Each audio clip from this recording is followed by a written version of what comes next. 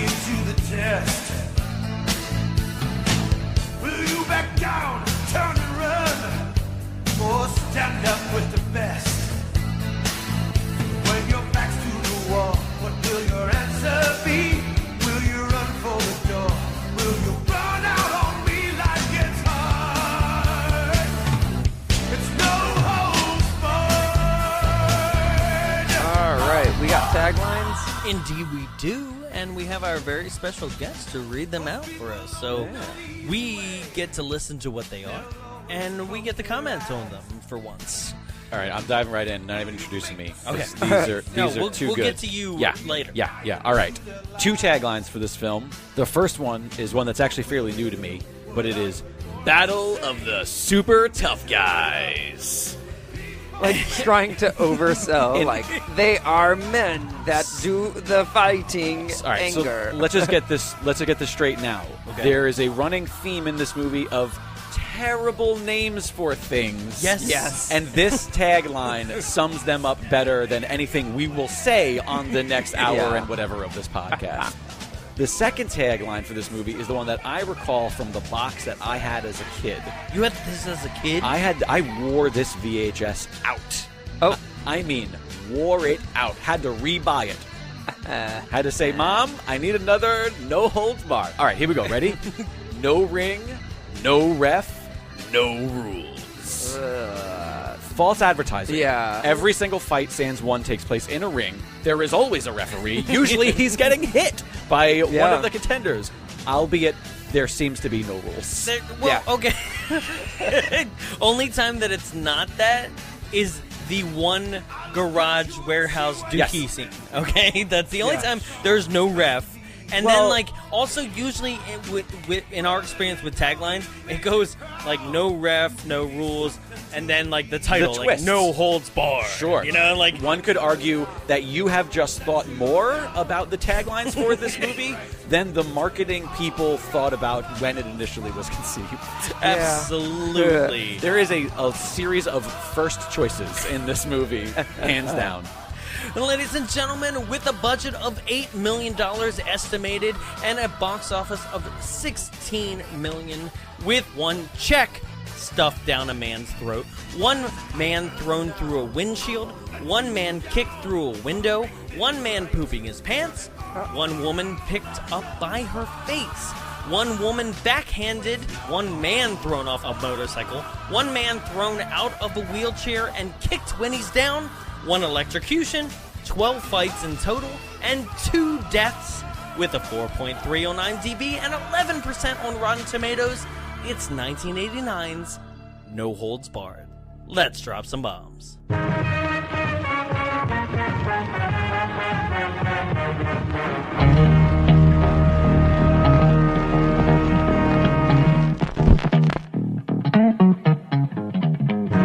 What's so funny? Who are you, stupid dick? This is Sky Captain.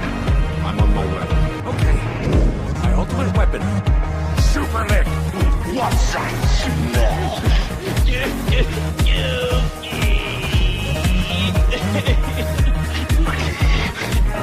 looks like the monster is something real big. Where is it? Darlings, you have made your mother very proud.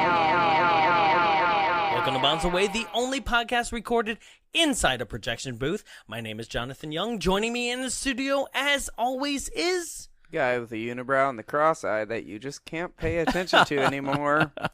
Jarrett Seibert. I can't look at him. I can't look at Zeus. Oh, you will. I did. And we are joined by a very special guest today. He picked this movie, handpicked this movie. Ladies and gentlemen, please welcome to the show, director of Pinch and host of the Dragon Wagon Radio Network. Yes. Correct? Co-founder of the Dragon Wagon Radio Podcast Please Network. welcome to the show, Mr. Jake Lloyd. Please welcome to the show. Thank you so much for having me. Thank you for joining us today. Yeah, this is very exciting for me because I want to say that the amount of times I want to talk about the existence of this movie versus the amount of times that I actually get the opportunity to talk about this movie is a very far skewed number. And this is just a thrill, let's be honest, for everybody involved.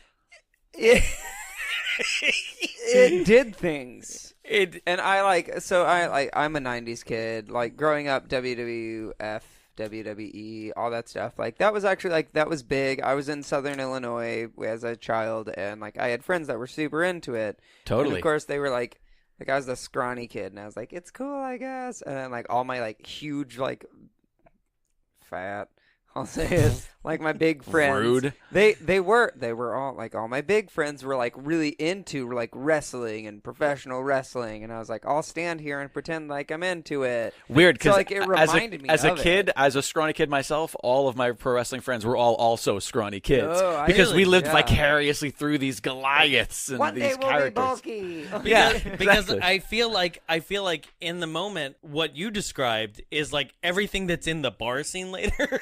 Yeah. That's your friends. Don't get too far ahead. 'Cause Okay. let me tell Yeah. you, So there's a lot to cover. there's we a lot to know. cover, and before we dive into that, Jake, I wanted to talk about your, I guess, how do I put it? Like your credentials. Oh, okay. Like, yeah, right. I was like, how do I put it? First, I want to talk about Pinch. Yes. Okay. Pinch is my debut feature film that I made completely independently. Much like the tagline for this movie we're covering, there was no crew, no budget, no rules. No, that's not true. There's a lot of rules. I ruled like with an iron fist. But in any case, yeah, it's my debut feature film. It's a really fantastic little dramedy kind of slice of lifey. It feels a little premature talking about it on a podcast currently because nobody can really see it yet. Right. Still in distribution phases. If you're in the Los Angeles area or listening to this, stay tuned because there is a small possibility that we might actually screen right here in the Frida. Oh, I always say nice. Absolutely. Frida. Yeah. But we've had a couple. Friday. You know, we've been in the festival circuit for 2 years now. I've been, very humbled to have been nominated for a variety of awards as well as won a few. It is a very sort of simple drama that it seems to touch people in all the right places, unlike this movie that we're talking about today, Yeah. which touches people exclusively in the wrong places. Sometimes it touches you, even if there's Right. a sheet barrier between you. Sure. Sometimes the bed breaks, then you just Sure, roll into the sure. other people's arms. Yes, You know, absolutely. like But yeah, the movies. It's for the sake of a small introduction to it. It is what happens when the Sandlot grows up. It is a baseball movie for all intents and purposes. Although there's it's more about the people involved than it is the actual baseball playing, much Okay. like Sandlot was. It's about these two strangers who are memorabilia collectors who find themselves arriving at this elderly woman's house via like a Craigslist ad to buy this valuable autographed baseball bat at the exact same time. Neither one of them can outbid each other, and the elderly woman in passing jokes that they should play a game of baseball for it. And by golly, movie magic, that's exactly what ends up happening. So it's about these sort of two guys who have no right being on a baseball field, who are both sort of miserable slubs in their own life, putting together these two teams of ragtag, pick-up baseball players and sort of playing the game for the sake of this, for winning this bat. and they play it forever. It's funny that you mentioned that Sandlot's a direct reference, right?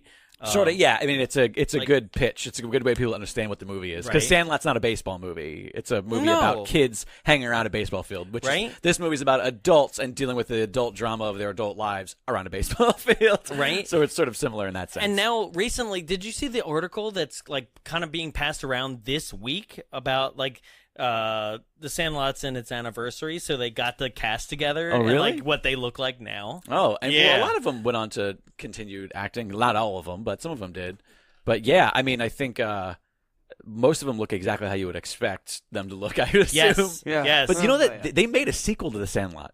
And it Oh, had yeah. And it Oh, had like yeah. none of the original people in it, I think. I have no interest in seeing it either. That's avoid a it. future Yeah. movie for this podcast, probably. Yeah, anything that's directed DVD, yeah, pass it our way. We'll take care of it. I Real. swear.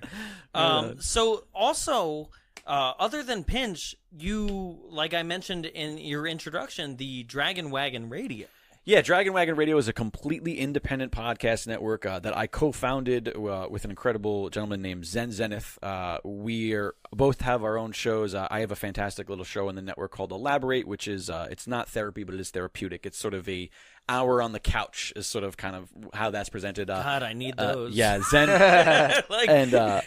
Zen hosts a really incredible show called The House Show, which is a live music series that takes place literally in people's living rooms with a live audience, fully produced in the living room, in people's living rooms. Yeah, fully produced. It's almost like a VH1 Storytellers meets MTV Unplugged. It's that sort of thing. Wow. All hosted by Zen, and those are just two of a wide variety of shows we have on the network. It's all done completely independently. Essentially, the whole point of that, I mean, honestly, you and I were connected via our friend Cheryl Jones, who hosts Movies Made Me. Which I love the show, and like people who have listened to our shows know that we've talked about Cheryl so much, right. And like our show's not coming out for like another 2 months. Oh, they haven't heard her yet. Right. Well, it'll be after mine. No, yeah, it will so be. Then they'll know by this point. No, but it's just so funny because Cheryl does 2 a month, basically, right? Yeah. So I'm like, we recorded like, 2 months ago? Right? And I was like, when is this coming out? And so we recorded, February somewhere? And she was like, yeah, like June. And we're like, oh, man. Oh, so far away. Right. So we're having these amazing connections with people such as yourself, and we're passing people along her way. Right. We passed Trevor, who is the program director here at the Frida. Yes. And so all these connections are happening. Yeah. And the person that made it possible is mostly hasn't Cheryl come up on the show yet. Yeah. But in any case, as I was saying, to reference her, like, we're very big on just sort of bringing the community together, and that's what Dragon Wagon Radio does. I'm essentially just offering an outlet to people who have these great ideas for shows or who have this voice, but maybe don't necessarily have the means to do the production elements of it. And so Zen and I sort of step in and we sort of help each other out. We've had a ton of great shows. We have, for anybody who's listening to this, they tuned in because they're a wrestling nerd. We have a fantastic wrestling podcast called Wrestling Compadres, who literally, we just were on location at WrestleMania. If you're listening to this, here's a timestamp. We're recording this the week after WrestleMania just happened. And we have, the biggest names in wrestling guests on that show and get interviews. You're a part of that show? I produce that show, and I am the occasional guest on that show. It's sort of a rotating door. Okay. But a bunch of stand-up comedians, and it's a lot of fun. But yeah, there's a ton of great shows on the network. I urge everybody to check it out. If you like this show, you'll probably like a couple of shows on the network. Just go to dragonwagonradio.com, and you can check out all the things we have. Absolutely. Nice. I'm going to have to. I wish you had told me ahead of time because I would have helped you talk it up. Like, I was like, okay. You know what? Now you know. No, the more you know. Exactly. There you go. Guys, you want to jump in? Yeah. Oh my God. So much. I don't know. Like, I know I've listened to a couple of these. Mm-hmm. This could be a 9-hour show with how much there is to discuss in this movie. It is. So that's the thing. It's very funny because like there are times when I will watch a film and Jared will go, I hope you have something for this because I don't. Okay. Right? Like it's just like. Yeah. Right. Yeah. Like he. What did you say last night? Like, he texted me last night. Like, it's very funny. Like, we'll text each other. Like, he'll be like, do you have the movie? Like, right. We always wait to the last minute. Of course. We're, like, procrastinators, Oh, yeah. right? And he goes, do you have the movie? And I'm like, yeah, right? And then, like, I send it to him an hour later. These are the kind of responses that I got. Could you kind of elaborate on, like, there was... terms of racism? I was like, I'm sure this movie might be racist, a little bit. Homophobic, sexist. Yeah. I mean, this is literally Vince. It's Vince McMahon the movie. But it's toxic masculinity the movie. It really is. But then halfway through, I was like, after you get past like the first half, it's kind of good. I mean, it's ridiculous. And here's the thing: this movie is unrelenting in how dumb it is. Like, just every single scene seems to somehow top the scene before for how truly bad it really is. And it's one of those things where when you watch a scene that makes no sense, you go, oh, well, you know what? The next scene will probably answer this. Guess what? Not going to do it. No. It's only going to add more questions. This movie is like watching a much quicker, more ridiculous, funny version of Lost. That's what this is. Oh, no. Except the ending is way better. Yeah. I mean, what's the format? Could we just dive in? Like, No, how do we okay. do. We Just dive discover in. the movie. I yeah. mean, So if we happen to skip something that you're like, whoa, backtrack, just say backtrack. It's Sure. fine. It's Okay. cool. We got it. Here's the first most absolutely and totally bizarre thing about this movie, and that is that this movie opens with Jesse the Body Ventura Yes. and Mean Gene Okerlund Mean Gene. calling a WWF match Right. in an arena which, by the way, if you pay attention, is mostly empty. I'm not sure if Yeah. you noticed that. Oh, I saw that. I was like, No no one's seats. here. That's okay. No one's here. I guess they were we like, all you know, love it. we'll shine lights in the camera, nobody will notice. Which is funny because, okay, so little history, not history, but like background on myself. Recently, I have been fortunate enough to do a lot of things at the Anaheim Ducks at the Honda Center. At the pond, yeah. Right? At the pond, yeah. Like, it's so funny when people, like, I'm like, yeah, that name's stuck. And so one of them has been WWE. Nice. Right? Yeah, SmackDown, which was in town not that long ago, right? And it was insane to me because I was on the technical side. So, Right. And I was on LEDs, right? LEDs You only was have, its own thing. I'm sure you only have a few million to manage. The fucking It's floor was incredible. LEDs. I put it. Listen, I know that we're getting off topic here, but it's fine because this is wrestling. Welcome to the Like, show. I am a massive wrestling nerd. Everybody knows that. I've been involved in the industry in various ways throughout the years, as well as I've just been a diehard fan. And it amazes me how few people know what wrestling is these days. I think that people who think about wrestling that haven't watched it, they think about this movie. They think about this dumb shit. They think about this really terrible, doesn't make any sense, over the top, ridiculous. And don't get me wrong, it's still over the top, but it's over the top in a very fun way now. Right. And the actual stage production, like, I will put that up against anything on Broadway, any Kiss And concert. This anything. was the point I was making, is Yeah. that, like, basically we're talking about an entire stage decking made of LED flooring panels, right? That I had to build. We're talking about 2 separate screens I had to build that were full floor to ceiling LED panels, and then The Titantrons. right, and then the ring itself had an entire barrier of LEDs. What used to be the ring apron is Right? now LED panels, and all of that stuff is interacting with music and Right? lighting, and it's insane. pyrotechnics that we had to build. Like, it's Crazy. insane, right? So you talk about this level of production, right? And it's the only way you can really sell wrestling, really. Well, Like- that's an uninformed statement, my friends. Trust me. Okay, to be fair, Jared and I are probably on the same level of being like, we're going to be very ignorant. I'm Sure. sorry. Yeah. Well, you know what? My favorite part about this is going to be all of the emails that I send you afterwards with matches to watch, where you're going to be like, shit, this was really good. Where you're going to be like, how did that guy do that? Like, that's what's going to happen after this podcast. Right.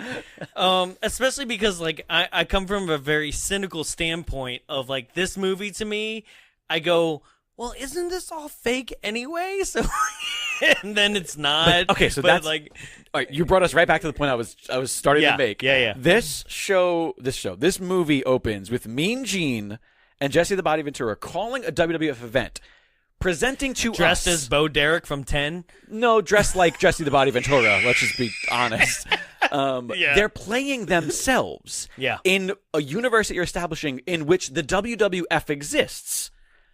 And then in this fictional universe of this fictional universe, Hulk Hogan does not exist. No. The decision. But why not? The decision to not make this just a Hulk Hogan propaganda piece, which is what it is anyway, is mind-boggling. The only thing I could assume is maybe because they didn't want to associate Hulk Hogan with the sibling and the romance later. I don't know what the actual reason is. But I love the world where all of that stuff exists, and then they go like, well, what about Hulk Hogan in this world? Like, oh, well, he doesn't, there's no Hulk Hogan. But there's a Jesse the Body Ventura and a Mean Gene Okerlund. Yeah, no. Mind-boggling. And there's a WWF. It's not like they used an alternate, like, popular wrestling network or anything. Fake, or they just made up another thing. Right. Where they're like, this is the National Wrestling Show on blah, blah, blah network. Like, nothing. No, it makes no sense because you're like, this is Hogan at his prime, right? This is Hulkamania, right? This is his first feature film that he's a lead of, correct? Sure. Like, the only thing he did before this was Thunder Lips, or whatever his name is. From Rocky. Like, No. See, Rocky. look at you. Like, you know more than we do. He was in Rocky. He played another fictional version of himself in Rocky. Yeah. And so, talk about getting typecast. So in any case, right off of the bat, we're establishing this absolutely ridiculous world in which all of these things exist, yet Hulk doesn't exist. And literally the first lines of the lead actor of this movie are just growling for 20 minutes. All the growling in this film. I was like, we need to keep doing that? Seems... I feel like like the director put Hogan in front of like footage of a bear and was like, "Can you do this? Can you imitate can you the bear? Can you be animal, please? Can you channel an actual wild bear?" Right? No, it's extremely accurate. I wasn't going to say the growling as I was going to save it for Zeus more than anything. But let's go for it. Right. It's everybody is growling and mugging the camera so consistently. I mean, on another level, it's not even just your normal somebody's mugging the camera a little bit. No, every single time we have a fight, an action sequence, anything, people are growling. That is everything this movie is. I think literally the best reason that this movie starts this way. What I think the best, I'm going to rephrase this 9 times because I'm trying to get my sentence out. The best thing about the movie starting this way is that it really establishes just how terrible the action in this action movie is going to be. Because, listen, he might be at the time one of the most popular wrestlers in the world, but Hulk Hogan has never been known for his in-ring work. No. Yeah. So, okay. This is 4 Bombs Away. This is not the first time we've done a Hulk movie. Oh, okay. But we had, in our beginning stages, we had a third that didn't quite work out. Oh, shit. Someone got cut from the stable. Somebody got cut. Well, they kind of cut themselves. Somebody had a heel turn. Yeah. I want to be cordial about it. Sure. But, it didn't work out. We launched all episodes that we could before it happened. Right. And there was one that just didn't make it. Right? And this was that movie? And no, it was not this. It was Suburban Commando. Nice. Okay? Nice. So this is not our first journey into Hulk. Okay? Now, to argue what is the worst movie in this scenario is very hard to do. Yeah. I mean, because, at least for wrestling fans, you in Suburban Commando, you have more cameos, you have more, right? And also that movie was not made by Vince McMahon and Hulk this Hogan. was made by McMahon. This was produced by McMahon and Hulk Hogan. See, this is why I haven't. This movie is Vince McMahon the movie. There's a reason why everything that and all right, let me just get this out there too. Just a piece of trivia.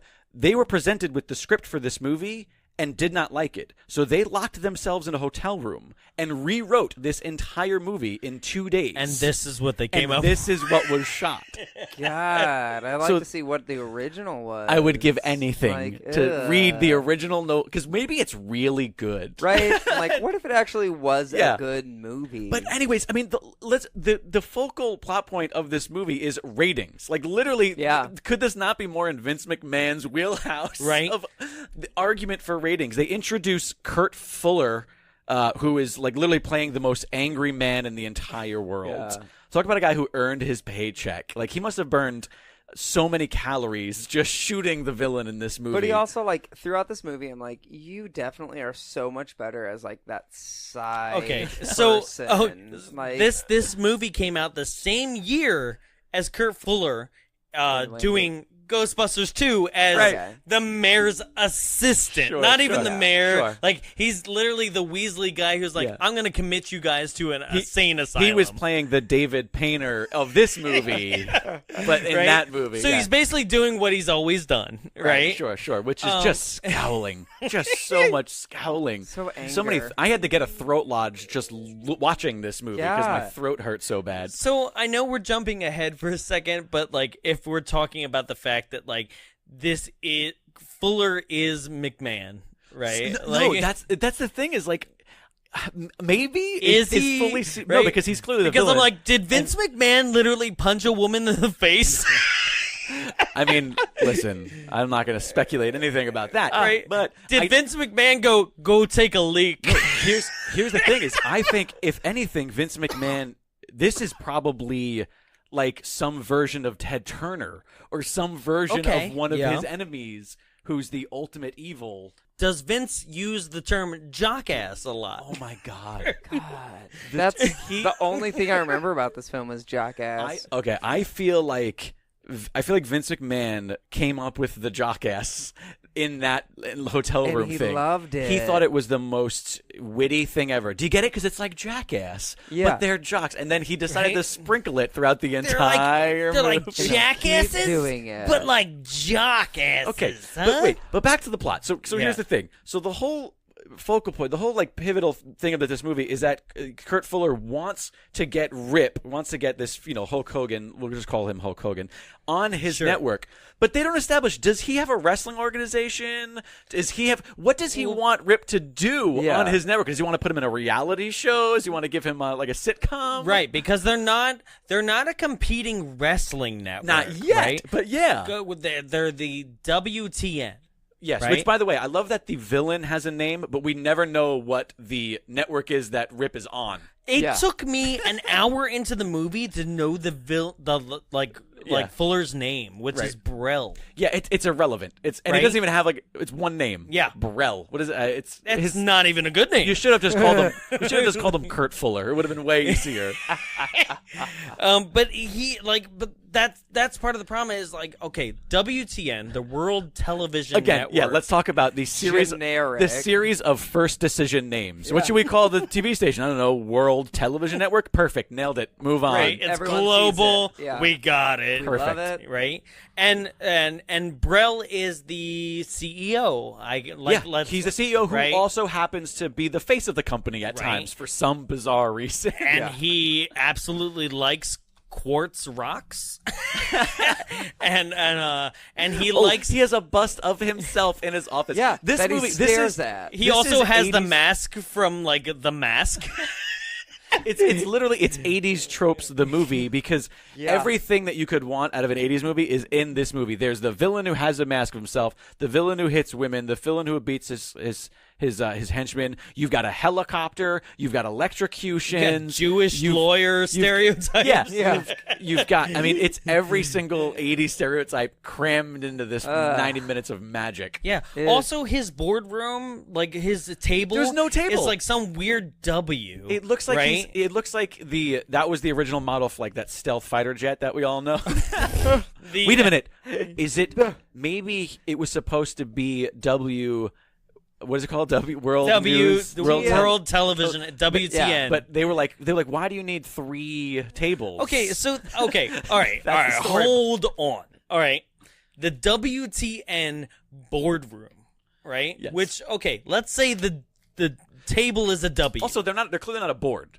No, he's the they're one not. guy. They're not because he's basically just wanting ideas to pitch, right? So the WTN boardroom is a W-shaped table in which board members sit on each side of the the wings of the W, not the middle of the W, the wings, right? So we have on one side. So on both sides of the W, both sides of the W. Right. So basically on either left or right of what a W is, right? You have people sitting face to face on either wing of the W, right? So those who are sitting in the middle rows of the W never have eye contact. No. They never.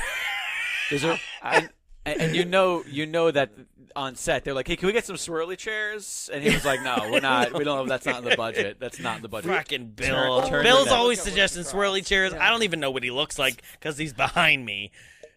No, it's such a stupid so Brell, the CEO of the WTN, right, is I want Rip, which is Hulk Hogan, our network, on my network.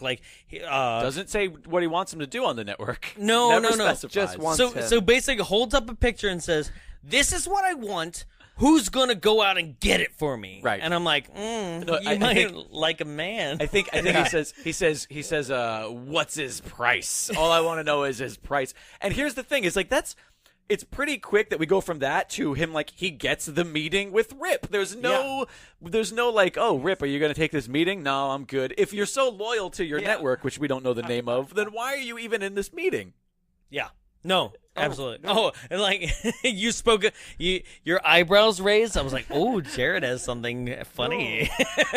No, it's just we go immediately from him wanting him there to be him being there. Well, because you can call a meeting and that's it. Like, sure. He also establishes contracts. He says the word contracts, and like that's why we can't get him from the WWF and stuff like that. But again, though, he doesn't.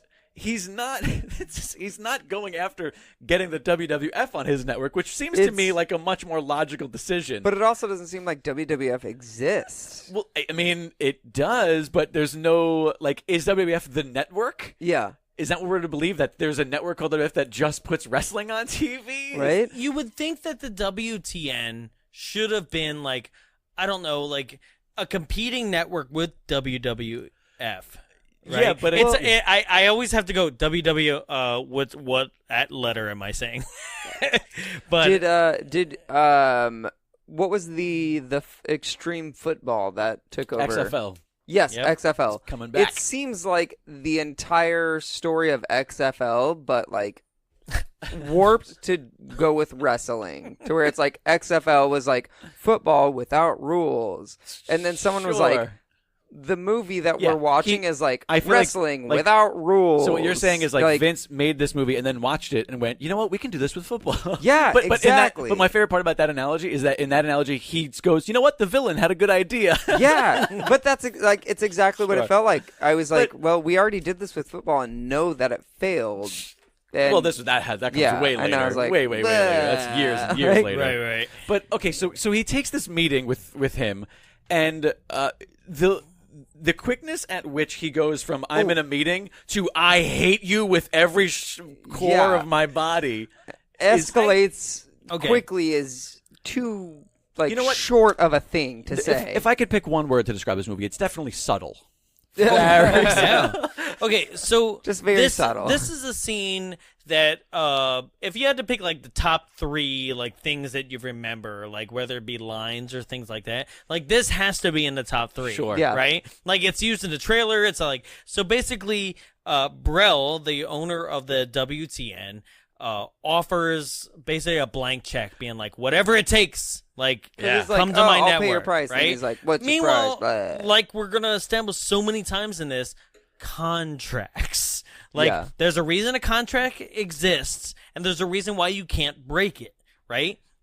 So maybe if it was like, hey, can you come on and do like, I don't know, Rip does, I don't know, Fear Factor, like that's one thing, but you can't do wrestling over again on another network, right? Precisely. Again, you're putting way more logic into this movie about a fake sport than I think anybody ever has. So before, I'm going to ruin a lot. So this movie looks at everything that's ever happened in society and been like, you can't press legal charges for that. No, there is no... there's no legality in this movie at all. I have a theory that this movie takes place in... a society that doesn't anarchy. have cops? An anarchy. There are no police. Nothing. There's never... The only people in this movie with badges are security guards at the WTN network. And that's like... But that was like, as I was watching the movie, don't know how like, elevators work. Yeah. Jump off of a floor and just push a button and she'll stop there. But it's like, hey, you tried to like... That was, I never even thought of that. Yeah. Really? Great. Yeah, that's perfect. You just get off a different floor and just go click, and she's stopped. And there was one elevator in that building. For you. They will deliver her to you. I know.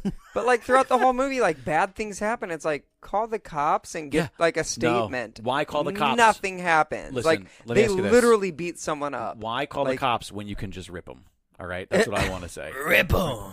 So wait, but we're still at this meeting, and he offers him the check. He offers him a blank check, and then screams at him. Yeah, and then just like grabs him by the lapels, stuffs the check down his throat, And like, what is the line exactly? Oh, come on. I like, won't be here when this check clears. Thank you. Right? And you're just like, what? And like, then, okay. One, he's assaulted a man. Well, I mean, right out the bat. He was sort of assaulted first. I mean, he put his hands on him. Remember? He Okay, they hit him. Brell touches so many people. Like first I was watching him and he's like, okay, he's a real Harvey Weinstein. Yeah.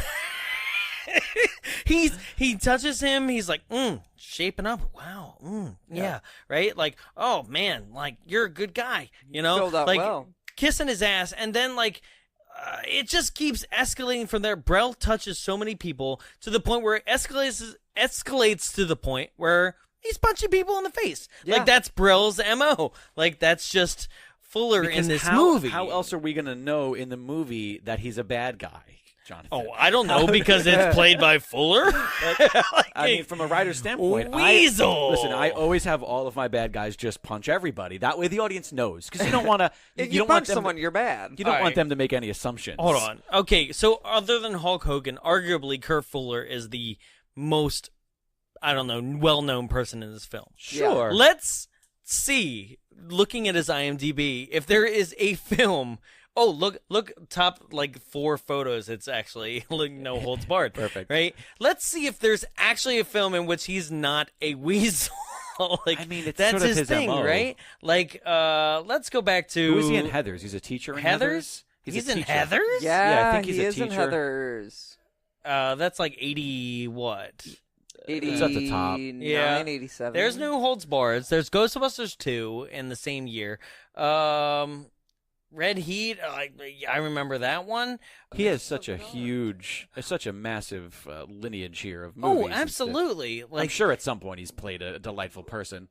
Calendar Girl. He was a douche in that one. Like, if you haven't seen, I've not seen it. No, I'm thinking of January Man with and that's a good movie. They both have a general month time of year theme. I understand the confusion. He was in Ellen. February guy.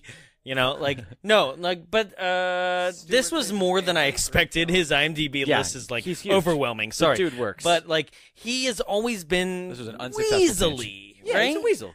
He's got that face. So again, we expect it. Yeah. But my favorite part about after he shoves the check down his throat is he gives the typical big brother to little brother juke to the 2 henchmen. Yeah. And then before he exits, like everybody does, turns back and shoots him his little rip 'em sign. Okay, so all right, little rip 'em, which is his official hand logo.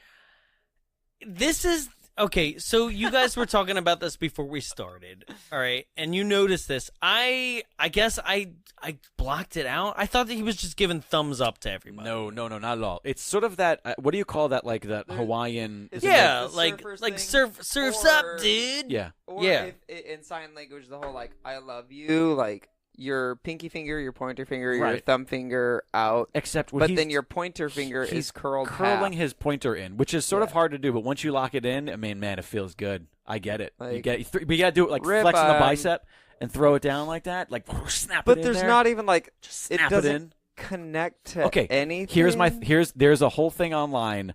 People think that it's a telephone. No, it's supposed to be an R. It's supposed to be an R for Rip'em. Are you shitting me? I don't see it really necessarily, but some people are like, oh. I could see it this is the top of the Yeah. R, this is the curve around, Sure, and then sure. this is the arch out. Kids, try it at home right now. I think Does that's that what look they're. like an R? I don't know. I mean, whatever it is, it doesn't work. But here's the thing: is that the LA gang signal works better. That's just what? Here's the thing: is it's sort of it is a wrestling trope that everybody has a hand signal or a little signature position. They just want to throw signature pose, throw down. So it made sense for him to have a thing. But Okay, what was actual Hogan? That was wait. This was Rip's jock ass. That's what that was. Sprinkle it in the movie when necessary, and drive that plot along. Was there an actual Hulk Hogan one? I mean, Hogan used to do the ear thing. I mean, Hogan would do. He had a few mannerisms. Right. And yeah, he did actually every now and then throw out without the pointer finger up, just throw out the little hang loose. So kind the of thing. difference between Hogan's actual and Rip's is a knuckle. A knuckle. Is a chewed off knuckle. Okay. Who knows? I thought that at first that like maybe his finger was ripped off in like a rip saw accident, and that's why it was a thing. I was like, all right, cool. He's got one less finger. You know what? Would have made him more likable as a character. Yeah, it would have established a story. Yeah. Can we also just establish another fantastic 80s trope of the hero with absolutely zero flaws? Right? No flaws. None. Because again, There's no weakness. There's no flaws. It's besides his hairline, which he loves. Yeah. I mean, like to put on display and just own that fake plastic hair. I mean, like you got to give the man credit. He's selling it. It's pretty much him and the lead singer to Motley Crue, right? They're still what's his name? Brett Michaels. Yes. They're hanging on, man. They're hanging on for as long as they can. How many do-rags have you sold? So he leaves this meeting, and then we have no idea what the motives is behind Fuller, but he gets in this limo that they gave him, and like it's that great trope of like, hey, you passed my turn. It's clear that they're not driving Rip back, but where are they driving? What was gonna happen if it went their way? Where was Rip gonna end up? Oh God! All right, so in the back of his limo. All right, so the limo becomes bulletproof. Yes, right. It becomes like a limo that the president would have. Yes, it becomes bulletproof, but not rip-proof. Right, not right. But so basically every window like has like steel sheeting that comes up. Yeah. Right. And then I don't know, but has any human ever been able to kick the vehicle hard enough to cause the driver to lose control of said vehicle? The way that I interpreted it was that he was kicking this limo so hard that it was changing directions. He was steering this limo from the back of it with his feet. Just kicking it. I noticed that, and I was like, maybe we don't know how powerful he is. Right, and again, at this maybe point, he's just the god. He's super. At this point, we get it. Okay, this Rip is superhuman at this point. He should have been Thor. He's like, where were they taking him? Is my question. What if he just went like, oh shit, I'm stuck now and I'm not going to fight back? What were they going to do with him? And we're getting to that right now because like basically.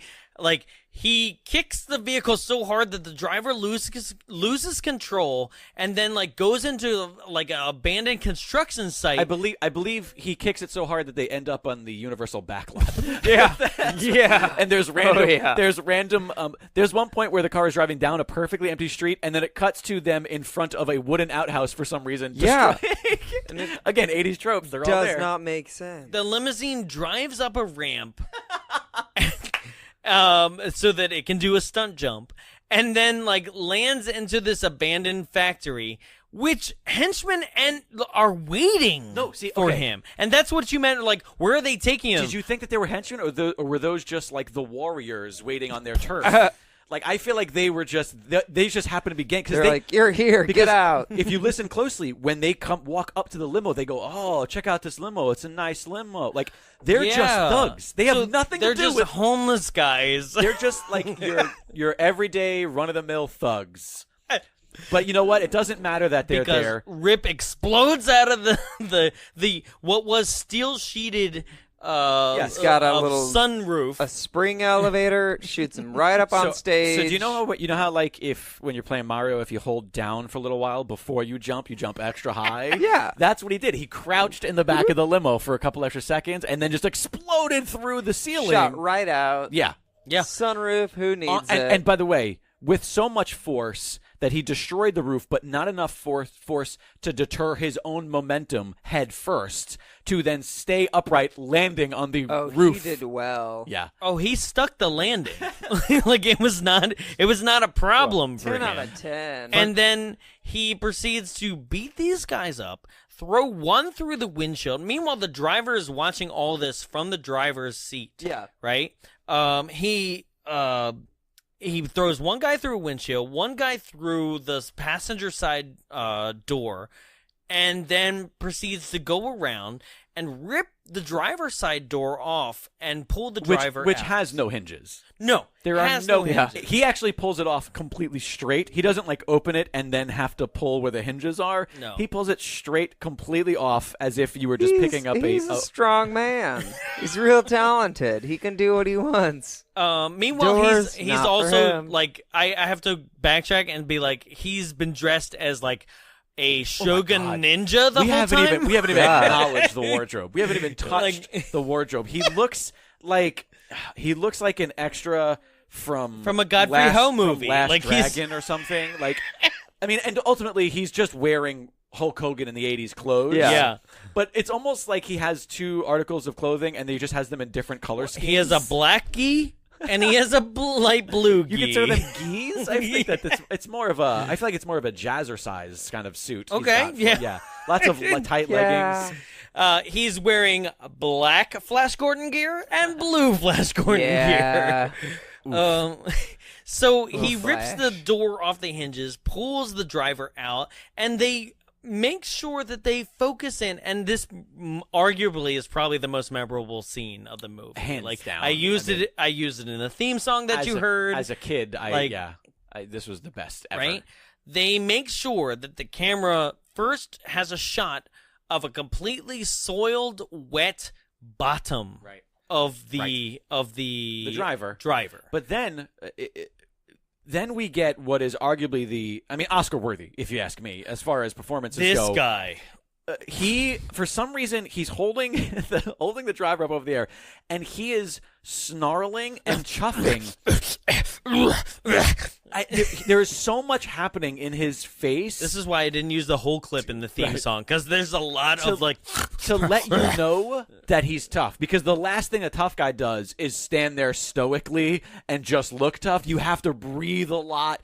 There's so much happening. And then he transitions to what I can only assume is a wolf-like nature, where he starts just catching a whiff and smelling around him with the biggest sniffles that any human has ever sniffled. It doesn't make any sense, and What's it's perfect. that smell? Yes, and then we get the greatest line in the movie, of course. So Dookie. what's that smell? Right? And then the driver, like, would he? Oh, come on, guys. Say Would Dookie? anybody say Yeah. Dookie?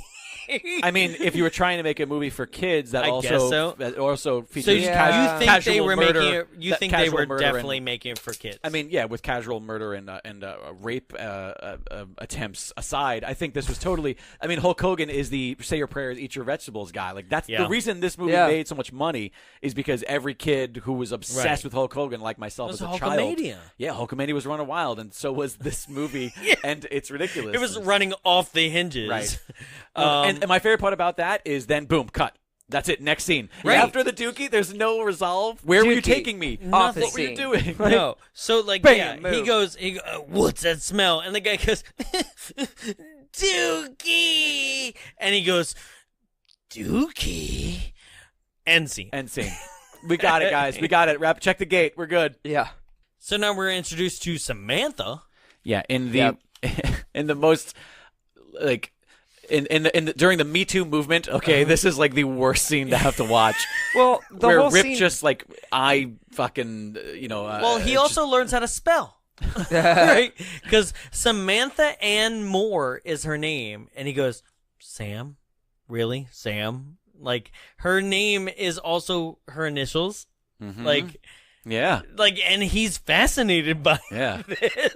I am. You know what? I am actually going to give Vince and Hulkster credit on this one for not Okay. making a joke in which Rip says, "You know what? I want some more." It's right there, and he didn't go for it. I and mean, it's the pretty good. actress's real name is Joan Joan- Severance. Oh, I had some Playboys So- with Joan Severance in them. Okay. Oh. Really? Okay. Joan Severance is huge. She's been in great things, and she's been great in things. And this is really a things dream were role. great in her? Yeah, this is probably a dream role, I would assume, Okay, for her. so Joan has, like, I am a sucker for eyes. oh, she has like, those ridiculous eyes that Gorgeous, look like, fake. Yeah. Like, right, like grayish baby blue Yeah, yeah. eyes. Like, oh, look, even, wow. Like, okay, or IMDb. Yeah. Like, even as an older woman, I'm like, what up, Joan? She's a stunner. Yeah. So, for those, and this is weird too, is that like Joan, her IMDb, her top 4 is not no holds barred. No. See no even, he'll no evil is like, that's my favorite, one of my favorite things. It doesn't hurt that I'm pretty sure she, shows the goods in that movie like a creep. Come on, I was a child. It was enjoyable for me. She tries to show the goods in this as well, but family. Well, we'll get there. Yeah. But in any case, so we finally meet Sam, the love interest, an hour into this podcast, and 10 minutes into the movie. And again, the rationale between who she is and why she is something that seems to be so much of an afterthought that it really doesn't matter. Okay, it truly does not matter. This meeting, is it a meeting of the WWF? No, it's a meeting of the network that he is on. Again, the network and WWF are two separate things. One is a television station, which and the that other one network is a TV would show. have been USA back in the day. At this point in time, I probably think so. USA. Right? It was like USA, and they had American Gladiators after. This might have that's later than this, I think. Yeah. Yeah, this might have been a little bit. This might have been when Saturday mornings was the only thing that was happening. I don't because I don't even know if Monday Night Raw didn't even start yet at this point. Okay. But in any case, it's logic out the door. She is his new talent rep. She's his agency rep sent over. And it's just like, and she even says in it, I want to talk about the Rip character. And so now, again, another layer to this. Is in this world, is the wrestling that we saw in the beginning in WWF, is that what WWF is? Is that the scripted exhibition? And this guy Rip, which by the way, we never learned, is his name Rip? Is that literally the dude's his brother's name is Randy because of alliteration. But there's never a last name. It's not a nickname. We have no idea. But is in this world is that scripted? Is Rip a character? It's who knows, and apparently who cares? Right, based on the writer's decision. And you're absolutely right about that because this is one of the biggest dilemmas for me in the film is that how to take this seriously because in the beginning scene you're already off on the wrong foot. I know, trying to take it seriously. Well, I get it. But because in the beginning scene you have people punching each other in the face, right? But sure, then I go, later on in the career of wrestling, they were hitting people with folding chairs. Yeah, so it doesn't matter, sure, right? But then, the movie tries so hard to make the normal fights, the outside of the ring fights, real, and they're terrible. The fights in this movie are undeniably terrible. You mean the to me slowest paced, most boring, throwing food at someone isn't a good fight? Well, listen, throwing the pie on the counter it is a good fight fun? Listen, for a food fight. Yeah. The thing that we learned in this movie, and I know we're jumping ahead, but the thing that we learned truly is that the only thing that stops a bad guy with a gun is projectile pies. Yeah. That's pretty much how that works. Literally calling him over. Hey, look at this pie. Also, wait a minute. Are you telling me that's been the solution all the time? Yeah, I haven't needed to argue on Facebook for endless hours. It's pies. It's been pies. It's all pie. Pies. And if you I knew it. Also, projectile bar stools. If you could rip a bar stool out, that's fine. You know what? Not for nothing. The only 4 black characters in the movie are the villain Zeus, who who literally is wearing his prison jumpsuit when we first see him. Yeah. The prison murderer. Just got out. What up? The sassy black woman who Rip has totally fucked. Yeah. And 2 people who are robbing a diner at gunpoint. Oh, and his trainer. Welcome to his trainer. I forgot about the magical black man. Yeah. Right. Of course. The trainer who has trained both the enemy and the hero. But I don't know. He murdered somebody after the bell, and I don't know what happened to him after that. Well, he went to jail, and now he's out for some reason. Obviously. We don't know why he's out. We don't know how he's out. We don't know if he ever actually learned the English language. Right. It's a fucking mystery. I forgot to ask, is this an explicit podcast? No. Oh. I'm not supposed to be saying so many F-bombs? Oh, wait, Whoa. no. Wait, I said, is this an explicit? Gotcha. Yes, okay. Are you cussing right now? Did you not tell? How the fuck did you say fucking that? Christ. Again, this is the movie is for kids, so I just wanted to make sure we weren't. But it's nothing about the same character in the relationship makes sense. So this is a trope on the show too. is the question, and you said you listen to Popeye, so like that's a major trope in that film. Is that like, once again, we have to ask, who is this movie for? Yeah, undeniably, this movie is for everybody who was buying tickets to go to WWF events, and buying the Hulkamania. I mean, Hulkamania made so much money. Hulkamania launched so much money that nobody wanted to attend the filming in the audience. Apparently, they were like, "We're good." Yeah. I mean, who knows? Why they didn't just shoot that at actual WWF events? Who knows? But it seemed like it probably made too much sense at the time, right? And who wouldn't have been down to be an extra in that? Right. Right? I don't know. Like, Who it doesn't knows? make any sense. But in any case, this was just, I think, to feed that machine, that Hulkamania machine. So I think this movie truly was for kids. I mean, my mom sure as hell didn't sit through it with me. You know what I mean? No, I was, because she trusted WWF for some Hulk, reason. Yeah, Hulk Hogan's in something. I'm sure. Right? You know what? Hulk Hogan's on this. I'm sure there is an attempted rape in it. Yeah, I mean, Right. that's got to be the obvious thing. I'm sure he didn't make like a sex tape and he didn't want anybody to see, and there's a whole legality to it. Well, you see the future at this point, but yeah. So, during this meeting with Samantha, We're still in the meeting. right? Oh my God. He tries to kind of flirt with her. Does he? Yeah, it's bad. It seems like he gets. It seems like he meets her, gets enamored with her, and then at one point starts drifting off, and what I assume just is imagining them doing it. Because he's like staring at the table to the point where she has to be like, Rip, are you paying attention? because he is so fully enamored with the fact that her initials and her last name and her first name are the same thing. That's what it was. In his head, he was going through. do you get it, Sam? Maybe if I write it out on the table, people will get the joke. Samantha and Moore. Sam. Let me think about this for a few minutes. A Yes, it's the same. But he was listening enough to when she does pop him out of it to go, I think you should talk about my charity efforts. Like, all right, guess what, guys? Plot point, because he has charity efforts. But that's He doesn't also care. But that's also the character, Rip. I don't give a shit about kids. It's so weird because that's what she's talking about. She's focusing on like the character of Rip. And ridiculous. He goes, well, you should focus on Rip's charity efforts. It's like, so it's Rip's charity efforts, not you as a person? You don't care? All right, we need to move on because Right, there's way yeah, too much to yeah. cover. Yeah. 1 hour in. We literally. She says, you know what? We can talk about that over dinner, Fine, which is and usually the man's line. They have right?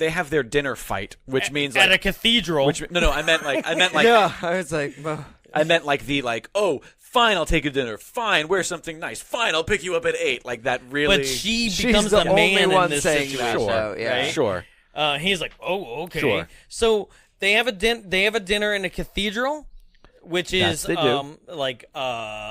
Very scored fancy. by a harp. And Fun factoid, the music for this movie is done by the legendary Jim Johnston, who works for the WWF and has created most of the most popular WWF/E music throughout the years. can we just talk about the music for a second? It was Okay. 1989. Okay. All right. So the theme song, which we played in the beginning, and that's a theme that runs over the credits. Yeah. Right?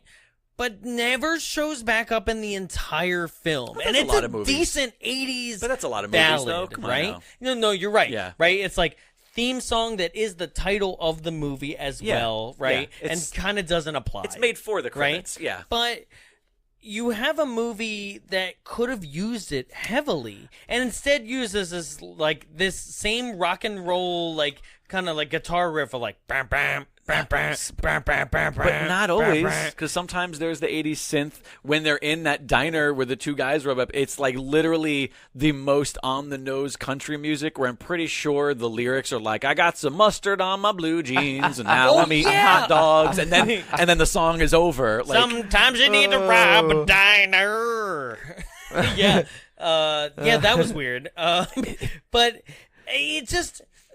This movie could have at least tried a little bit harder to have some sort of theme or God, you're preaching to the choir. You're asking way too Yeah. much. Yeah. Let's get to what is the best thing about this whole movie, and that is this gritty bar. But wait, hold on. I need to backtrack. I'm sorry. Okay, go for it. I mean, I'm fine. I have all day. I just don't know how long you want this podcast to be. This is it don't matter. We're because 10 minutes into the when movie. When we're good, we're good. And let me tell you, this is a great movie. Guys, maitre d's in restaurants. Oh, that's right. The restaurant. Sure. Okay, like, why is this a quick trope? sum scene. Why is this a trope in all movies? Why do you have to be a stuck-up, snooty piece of shit? You know what? I'm going to give him credit for second best commitment to a character in the entire movie. Oh yeah, yeah. As far as the character goes. But I'm just talking about it as a whole. Yeah, no, like of course. it's the first time that on the show we've been able to talk about Right. a trope that happens, especially in 80s movies. Yeah. Is this like It's a we're in snooty restaurant. You clearly don't belong here. Right, it's the Ferris Bueller Right. Adventures in Babysitting, like Sure. person at the front door who's wearing a tuxedo Blues who says Brothers. you don't belong, Yeah, right? Blues Brothers, And you're just like, Legally Blonde. right? And When you she go, goes to buy her dress. yeah, right? And you go like, you're working in 'cause restaurant / retail. Yeah, like, what what the fuck are you doing? That's true. What kind of business plan is insult your customers? Be mean to them. They'll really love it. Yeah. Right? Yeah, it is So- true because I don't think that I have ever, even when I have clearly been in a place where I don't belong, have ever been treated as such shit as this guy treats Hogan, who, by the way, is wearing a pure white suit, no tie, buttons down because you gotta show those pecs, But bro. still is like, he's wearing a suit. It's not like he walked in without a jacket, which is usually the thing. Or his like, right? or his like spandex that we talked about. Oh, yeah. That would have. You know what? If he was like that, then this scene would have made more sense. But then, of course, the twist at the end, we No. never saw it coming. Guess what? Rip comes here a lot, and he even speaks a little bit of French. Not accurate, right? So the chefs all know him and they treat him well. By the way, the chefs. My favorite thing about it is the chefs call him Monsieur Le Rip. So again, perpetuating that there's no Mr. last the name. Rip. Yeah, there's no last name. No. Which again, just he's Monsieur Le Rip. Hearing that Rip said, Rippinson. yeah. I mean, it's not wrong, right? So, like you said, let's move on to finally the villain. Well, the sad part is that we're. I mean the second villain. No, that's the thing. The sad part is we're not even up to the villain yet. Is the sad No, part. like let's introduce all that will be the rest. Sure. We have to talk about the first time that the suits show up to this gritty bar, which is like what everybody who's never been in a gritty bar assumes a gritty bar has, which is this ridiculous ring. Again, right on the cover says no ring. Guess what? There was a ring with what is essentially this movie predicting bum fights. Let's be perfectly honest with you. This is what would become bum fights. There is a little person in a cage over it all. Hanging I'm going to above say everyone. I'm going to say he's a timekeeper. There's no rules, so I don't know why they have a timekeeper. No, he's from Time Bandits. Okay. Oh, perfect. The best part about this entire scene has to be, again, the first best commitment to acting in this entire movie is the waitress who clearly has a deviated septum and loves the taste of her own snot. She's just like, hey, you guys, you want a table? The constant snotting. Yeah. I mean, I don't think that I could do that. I Which don't think then I have goes the talent. away immediately. Character Like, it choice. does not come back, really. I mean, Right? yeah. Well, you know what it is? It's the Well, the it's only the time Empire's, she comes back is it's- like once. It's the Empire Strikes Back thing where it's like you show the snow puffing up when the AT-AT hits once, and then people's brain put it in the rest of the time. We were like, listen, we know that she snots now. We don't have to keep doing it. The audience gets it. Right. By the way, first person to ever in the history of all space and time compare No Holds Barred to Empire Strikes Back. Yeah, right? That was epic, and I'll give it to you. Yeah. I mean, and let's not forget, like, the garbage pail kids version of a bar that this truly is, where people are just, like, I'm Doing assuming anything. Yeah, they're getting like tattoos. There's people just pissing in hallways. Yeah. When they go into the bathroom, and there's just a pit bull, just a Okay, random pit bull. So I wrote, and I was like, oh, shit, like, because you're a fan of wrestling. Sure. Right? And I went, oh, is this going to fly? I was like, here it is.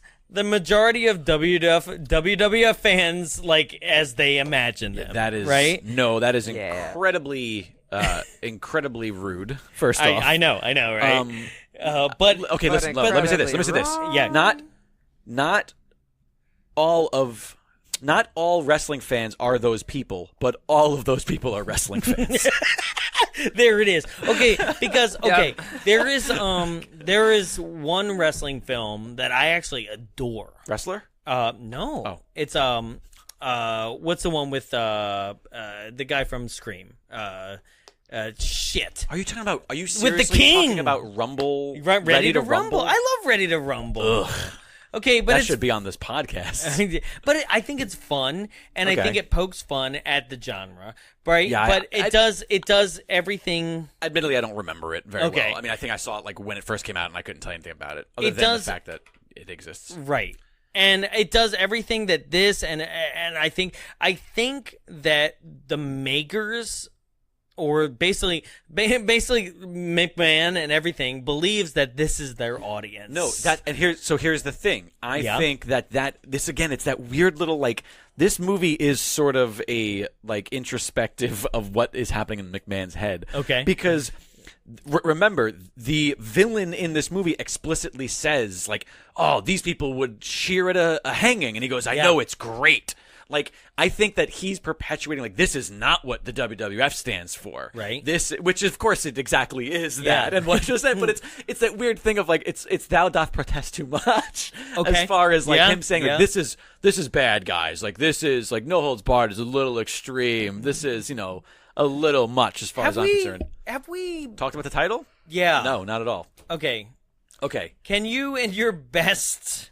So try to explain what that means to us as non-wrestling fans. All right, so replace the word barred with banned, and then you should understand it. Yeah, it's as simple as that. But so in wrestling, like, there are moves. The word holds. Okay, is so more exactly. So in wrestling, wrestling hold. So in it's wrestling, there are that literal. Yeah, okay. In wrestling there are certain holds or maneuvers that are barred, that are not allowed. For example, you can't hit a guy below the belt, or you can't do a specific type of choke. You have to, these sort of quote rules in this fictional. Okay, that sport. makes sense. And in this version, I can see where it applies to the title are barred. Yeah, no, I mean, it makes sense. That's the whole shtick, right? But in any case, so they just for the sake of trying to keep this on track here, we're blowing right past some magical moments where what's his name, fucking David Paymer and his other henchmen are literally saved. Oh. Their lives are saved by tiny dicks. Let's just put that out there. Oh yeah. I mean, okay, yeah, okay. They have never been happier to have tiny dicks.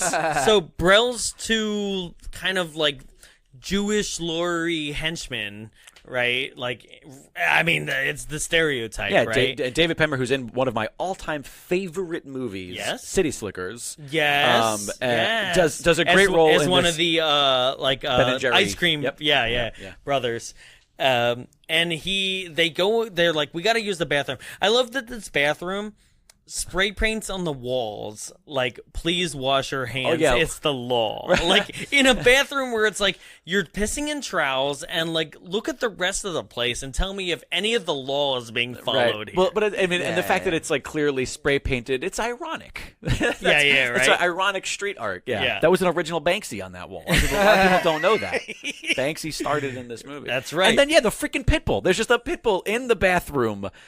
I want to know everything about this pit bull's life. I want to know whose pit bull is this? Is this the waitress's pit bull and her brother?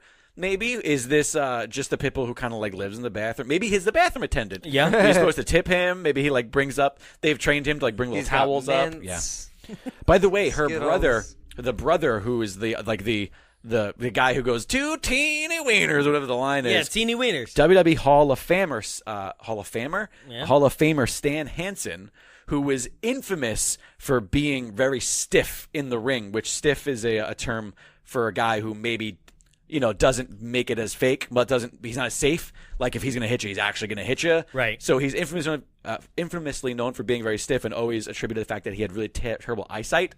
It's like, that's why, because I can't really see good. Probably not a guy that should be a wrestler. Right. Yet, now a WWE Hall of Famer, legendary career. And I might say, like, probably one of the best characters in the movie as far as, like, again, we talked about commitment to a character. Well, because he's a character trope, and in this kind of movie, you need like over the top stereotypes. He's a cartoon. He is works. a cartoon character that is so funny and ridiculous, and everything about it. He's gonna kick their asses for calling him and his sister dumb, and then notices. By the way, I mean, like, if you're going to take a look at some guy's junk, I don't know why you have to get that close to it. Oh, he goes bends down. Yeah, he gets well, in maybe there. they're that small. Oh, there you go. To get that close. Right. That makes perfect sense. I'm not sure, so I got to double check their wieners. Yeah. And then decides to spare their lives because apparently they are not as well endowed as he anticipated. Hey, that's what's going to save me. Right? I mean, so listen, all we're saying out there is that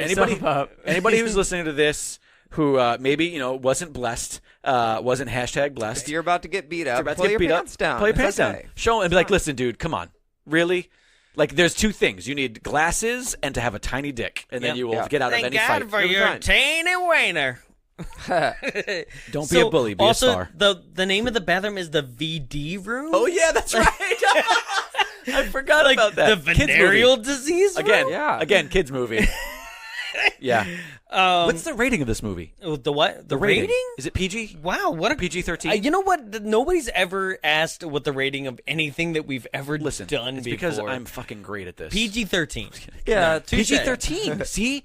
That's bizarre because I feel like they probably didn't want it to be 13, but I feel like they couldn't get away with it. There's no way. There's 2 deaths. Well, I mean, also I feel like this is also before there were ratings even on television, and even WWE doesn't have. At this for a long time, they do now have a PG rating. Well, this would be Gremlins came in and Temple of Doom came in 84.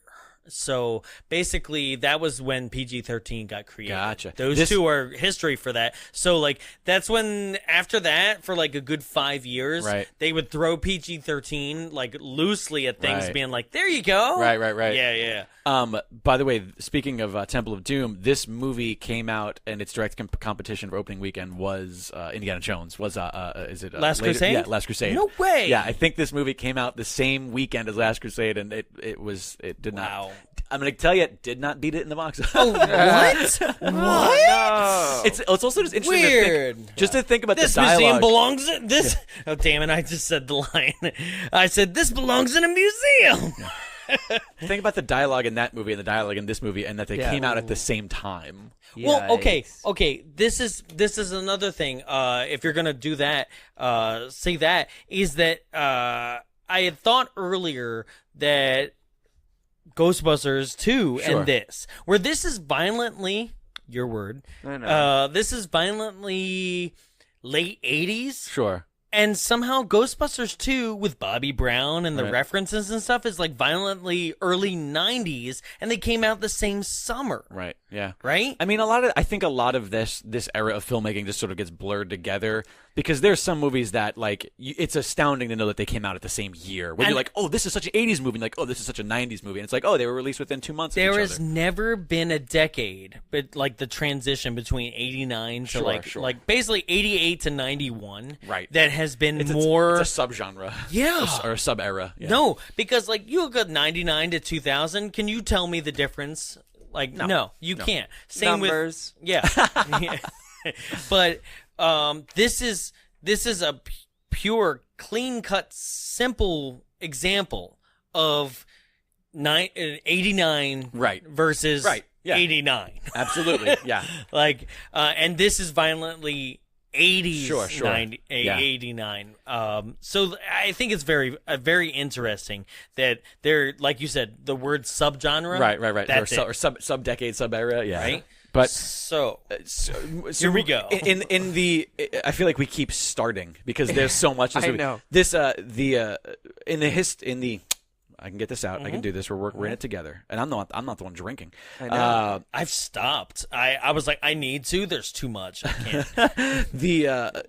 the lineage of terrible names in this movie, of first choices, continues when we finally learn that Fuller, whatever the hell his name is, villain, is going to use what he's seen here in this bar and put this on TV. And you know what we're going to call it? We're going to call it Battle of the Tough Guys. Yeah. That's right. Yikes. Because, listen, every tough guy knows he calls himself a tough guy. Oh, yeah. You know, like every tough guy says, like, oh, well, I'm a tough guy. That's how you know someone is a tough guy. I mean, it's the same thing as nowadays, like, douches just call themselves douches. Sure. Like, they know. Sure. Like, But they own it. So he's gonna have this. This is gonna be what he puts on TV to combat, maybe, or entice Rip. Maybe. We don't know what his motivation is putting this on. Just make the show good and do better. So he starts this, and apparently the first rule of Battle of the Tough Guys is you talk about Battle of the Tough Guys, because he will say those words The opposite of 90 Fight more Club. times, precisely. Welcome to the joke. And Sorry, were you going to do it? No, that was Okay. But we're introduced to, I just want to roll this off, and they're not all at this time, but they're spread throughout. We have to address the names in this movie. Okay. We have to address yeah. I wrote down some of my favorites because I couldn't not, is Brock Chisler. Yep. Klondike Kramer, Lug Wrench Perkins, who is not the one that swings the lug wrench. So wait a minute. Lug Wrench Perkins? Lug Wrench Perkins. I mean, in a world of alliteration, Lug Wrench Perkins wins? I mean, Brock Chisler doesn't work either. Neither does. Yeah, but Brock Chisler as a name is like, oh, I'm Brock and I'm chiseling. Sure. Okay. Maybe. Sure. There's also Rebar Lawless. Oh, like the stuff that builds bridges? Rebar. Yeah, Rebar. Like, And I feel no like laws just beats him to death with rebar. I feel like that's literally they were at a construction site naming characters. What's Crescent. That's Crescent Carl. And then of course there's Jake Bullet, who's played by another WWE superstar called Axe. He was from Demolition. He was one of the famous. I mean, everybody knows Demolition. They're the guys with the crazy face paint and the long tongues. Sure. And I feel like that was like 90% of all characters. At this point, crazy at face this paint. point, yes. At this point, 100% accurate. But yeah, that is the birth of Battle of the Tough Guys, and so they put on this show. It's a very quick turnaround. They're at the bar, and then we're shooting at the bar. Happens. Yeah, and So we haven't introduced. this we're getting to him. Okay. This is it. Are you going to talk about Zeus? Because now Yeah, he's here. but I thought he came in No, he during doesn't. this bar fight, and that gave him the idea. No, he came right? in during the recording. The show, yeah. During the show. Oh shit! Because he wanted You're that right. money, and You're the best part about his I'm so introduction, sorry. the best part of his introduction is that we established that they walk in at ground level to the bar, and then in the middle of a fight, that's being televised, apparently Zeus destroys a piece of wall that he has Kicks that shit down. on the second level. Yeah. Which, Yeah. if I'm not mistaken, is above ground. So he can fly, is what we're establishing at this point. And he's perfectly backlit by what I'm assuming is a Mack truck's headlights. Yeah. But there's already Mack trucks on the set though Sure. from previous Perfect, scene. perfect. And so there's- it doesn't. It's fine. Everybody knows that wherever Zeus goes, he brings his fog with him. That's just a given. That's right. And the character design for Tiny Lester, who's playing Zeus, is mind-boggling. Is just the actual guy. Okay. Which is but cross-eyed. here's the thing. All right, so the decision to make that unibrow thing, they give him a unibrow that connects down on the bridge of his nose. Yeah. And it almost looks like a V, but it's missing one half. Because there's the It scar. is. Oh, because in real life, no, because real life doesn't have that scar. That's, I don't in see the movie. it. Yeah. But he has the scar in the movie. Yeah. It He doesn't was make in the Dark Knight. my favorite part about this. Yeah, he's in like a bar scene or some shit like that. I don't know. He's in a lot of shit. But it's a small role. But in any case, he has a Z shaved into the side of his head. Zootopia. Oh, Because- I thought that was later though. No. No, Is he it has it right from the entire beginning? time, yeah. Because of So course he does. created a character prior to even being a character. Is that his character or is that just his name? Is his name Zeus? We know Oh, nothing. that's right, because the trainer Recognize him as Zeus. Ah. And my favorite part about the aesthetic Jesus of him Christ. and the eyebrow is that they're with an undeniable fact that when they were designing him with that stupid eyebrow, Vince McMahon was like, why don't we make his eyebrow a Z as well? And you know that shit happened because it's just as dumb an idea as the one that actually they ran with. Yeah. But, like, why not give him, like, a real scar? It was like an eyebrow scar. I don't think that I'm It not was more remembering like the scar. he just shaved. didn't have part of it. Like, it was like, oh, my skin doesn't grow there. Because, like, whoops. Maybe it was a prison wound. Right. And by the way, Zeus in the entire movie never once puts his arms down. The guy cannot. No. I don't know. He has lat syndrome. I can only assume that he hires somebody to wipe his ass. Well, because I when don't you're know dressed how... like Gundam Wing. Like, I don't get the at reference, end but I'm of going to the go scene. along with it. Sure. Yeah, no, he's dressed like a Megazord by the end of the movie, and Better. like Closer. when you have that, like you can't put your arms down. Like it's when your it's like a mom- snowsuit. It's basically when your mom buys your Halloween costume for you, but she buys it a size too large, and it's like, you'll grow into it. You'll be fine. It's so ridiculous. And of course, again, like I said before, he's wearing his prison inmate outfit because everybody knows that when you escape prison or you get out of prison, you really like to stay in clothes. Yeah. You know, usually when you're an inmate You really for a long want to time. sell where you've come from. Right, sure. Where I don't get it. What else did I write here? He walks into the bar. He kicks a wall down, and everyone's like, "What?" And then a bartender walks up, and she's like, "What do you?" And he just grabs her by the face and picks her up. And I'm like, "She didn't do to anything. no repercussions. She did not do jack shit to Exactly. you." Like this is one of two times when they have like female abuse. More than Yeah. 2, 3, or 4. There's tons Really? of it. Well, There's tons like of it. this is one, and then like actually punching. I'm not talking about the rape. That's a whole different thing. I'm talking about actual straight up like Just hitting a person, on yeah. camera Right. violence to a female. Sure. Yeah, he palms her face, Like a basketball. right? Picks her up from said face, and then like she's And he dangling in turns the her air. upside down, spins her on his finger, and we hear the Harlem Globetrotters theme. And he drops her from that bitch is dead. Let me just get that out there. She dropped from a second story. Yes. And they're all like, yeah! Right? The fans are just into it. Party. At first, I go, "Why would you pick this bar as the set?" But then I realized it's about the dirty, dingy, about the because realistic. Yeah, Yeah, we right? gotta make this legit. So I stopped questioning that and started questioning everything else. I like that you, at this point, we're still asking questions. yeah, I know, right? So after we introduce Zeus, we get it immediately. He's like, he raises his hand, he gets in there because, of course, by the way, the guy who owns the network is also the host of this new wrestling show for some reason, and raises his hand, and that's when it's not a bad concept, especially in that time period for a show, right? Well, it's see- like basically it's like no. the ring is gone, and you're gonna just fight it out to the death. I mean, I feel like this show did exist in various formats throughout the years in some way, in a very more staged. It's no legal way. American Gladiators. Nothing is. Well, so my whole thing for this I'm movie all is about like that Malibu. the very first half of the movie. I was It's just kind Thor. of. I was just kind of like, Fucking love that show. they're trying to do something, but then the second half of the movie is when like actually everything matters. And also, does it? Does anything matter? Not like it matters, but like the second half of the movie is where it gets interesting. Where you've got like kidnapping, attempted murder, and Oh my God. kidnapping. Okay. You've got like The actual all right. fights. Yeah, let's jump. Let's jump a little So bit. we're gonna skip. Let's just give. Can I just give highlights for a couple scenes? Well, so yeah. we've got. do Sam and wait. and Rip on tour. Well, wait. First, we talked a little bit about it. This is when we stops an armed robbery with pies and does more damage to the bar than they probably had in the Countless amounts of damage to the bar, and everyone's like, "You're so great! You destroyed all our plates." and then we have that magical hotel room scene in which Okay. they divides a room with in which athletic she tape. is wearing the largest panties imaginable, and he is wearing the smallest underwear. Okay, So I they wasn't have- complaining, but that's just because I'm gay. He, I mean, like, Okay, I just like all right, guys. hold the phone. Okay, he is wearing her clothes. Yeah. is what I think. Real. He looks like he's Also- wearing a red negligee 90. So there's so much to unpack in this, but the one thing that I want to just throw about this scene that I absolutely love is just a minor little technical thing, and that is when he turns the lights off and it somehow gets brighter in the room.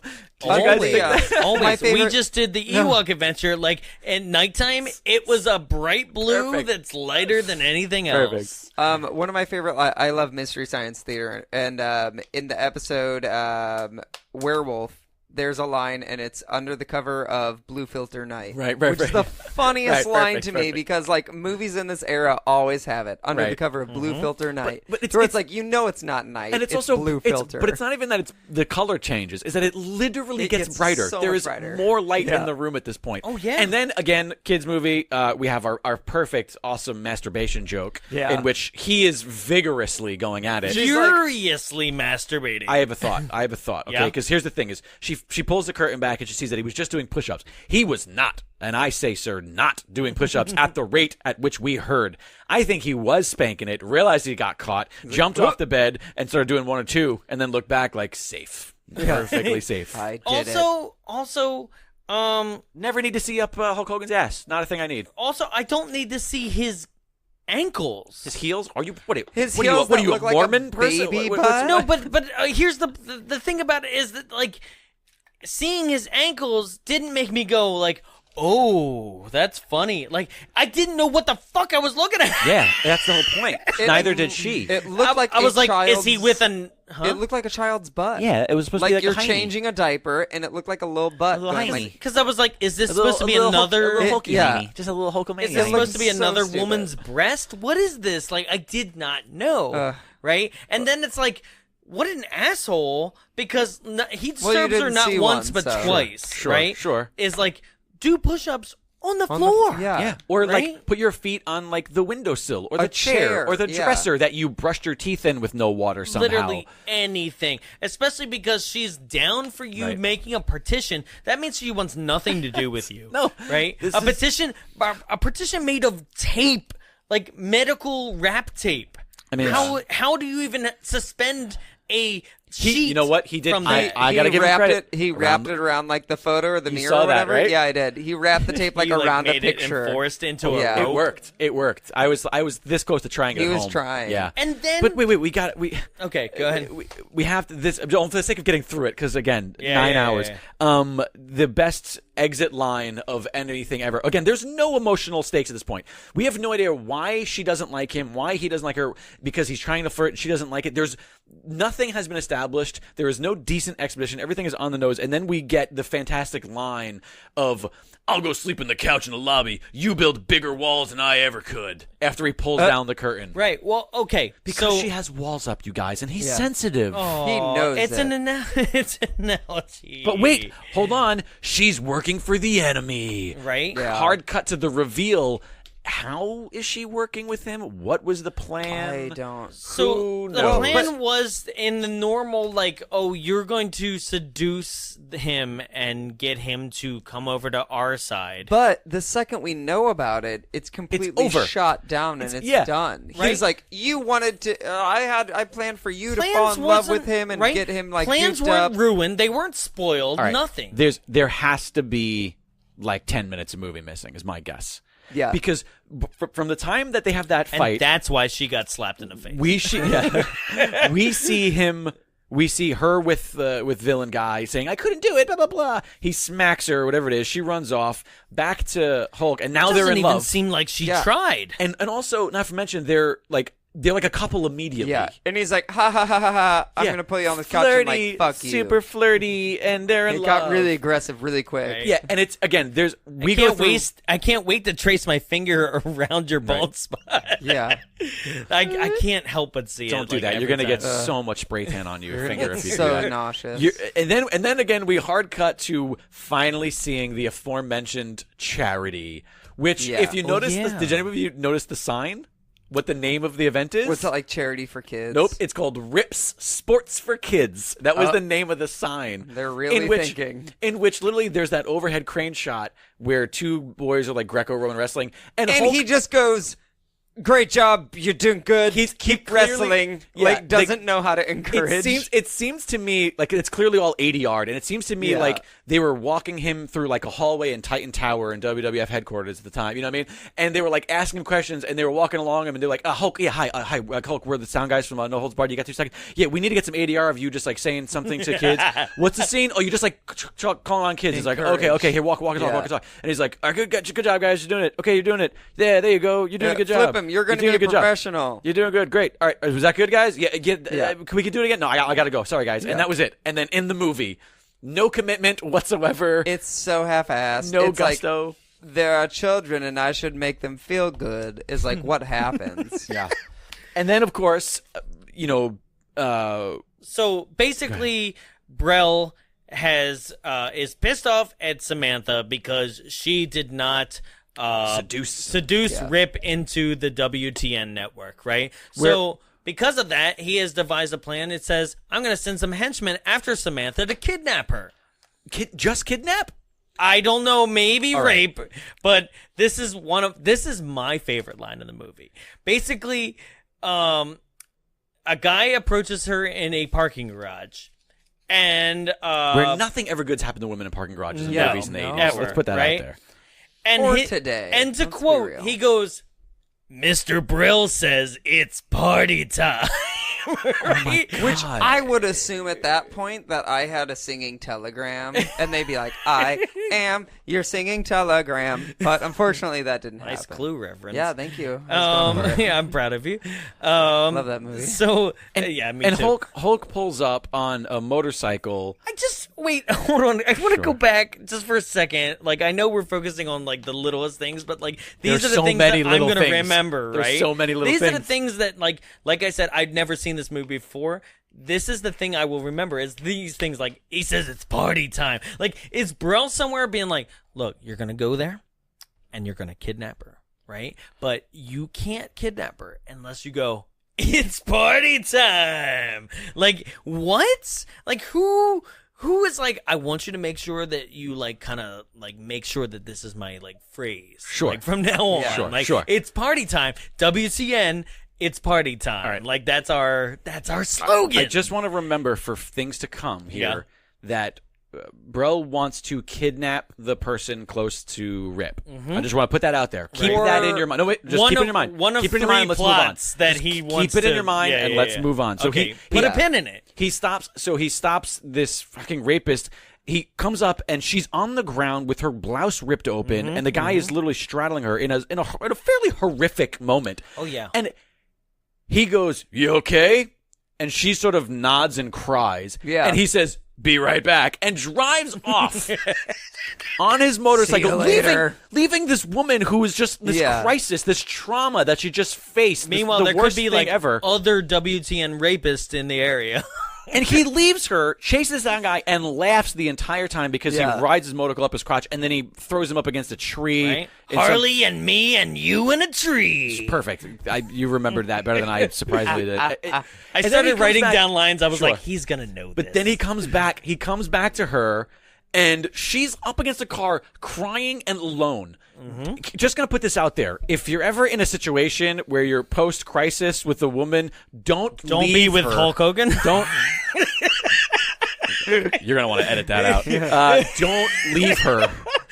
And when you come back to her and she is sad, don't then project your shitty guilt on her, because he says the line, "I hate it when you're hurt."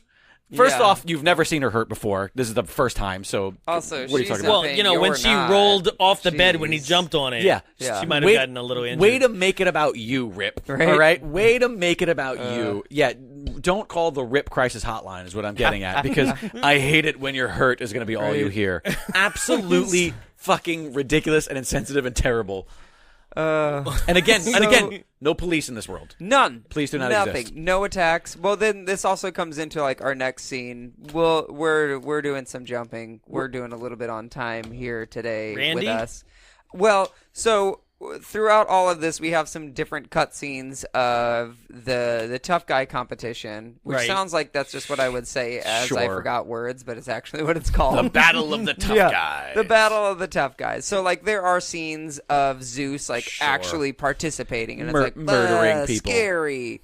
So then we get to, like, one of our final Battle of the Tough Guys, and Rip's brother is there. Randy. Randy. Yeah. So Yeah. Randy's running out. He runs into Who looks like the actor from like the final season of He plays- Breaking Bad. He plays Jacob in Lost. that He's in a bunch of shit. That yeah, is yeah, yeah. Jacob. He has a great career. He's been in a ton of stuff. Yeah. Yeah. He's been in a lot of like those sort of like good hour dramas where he plays Yeah. like one or two characters.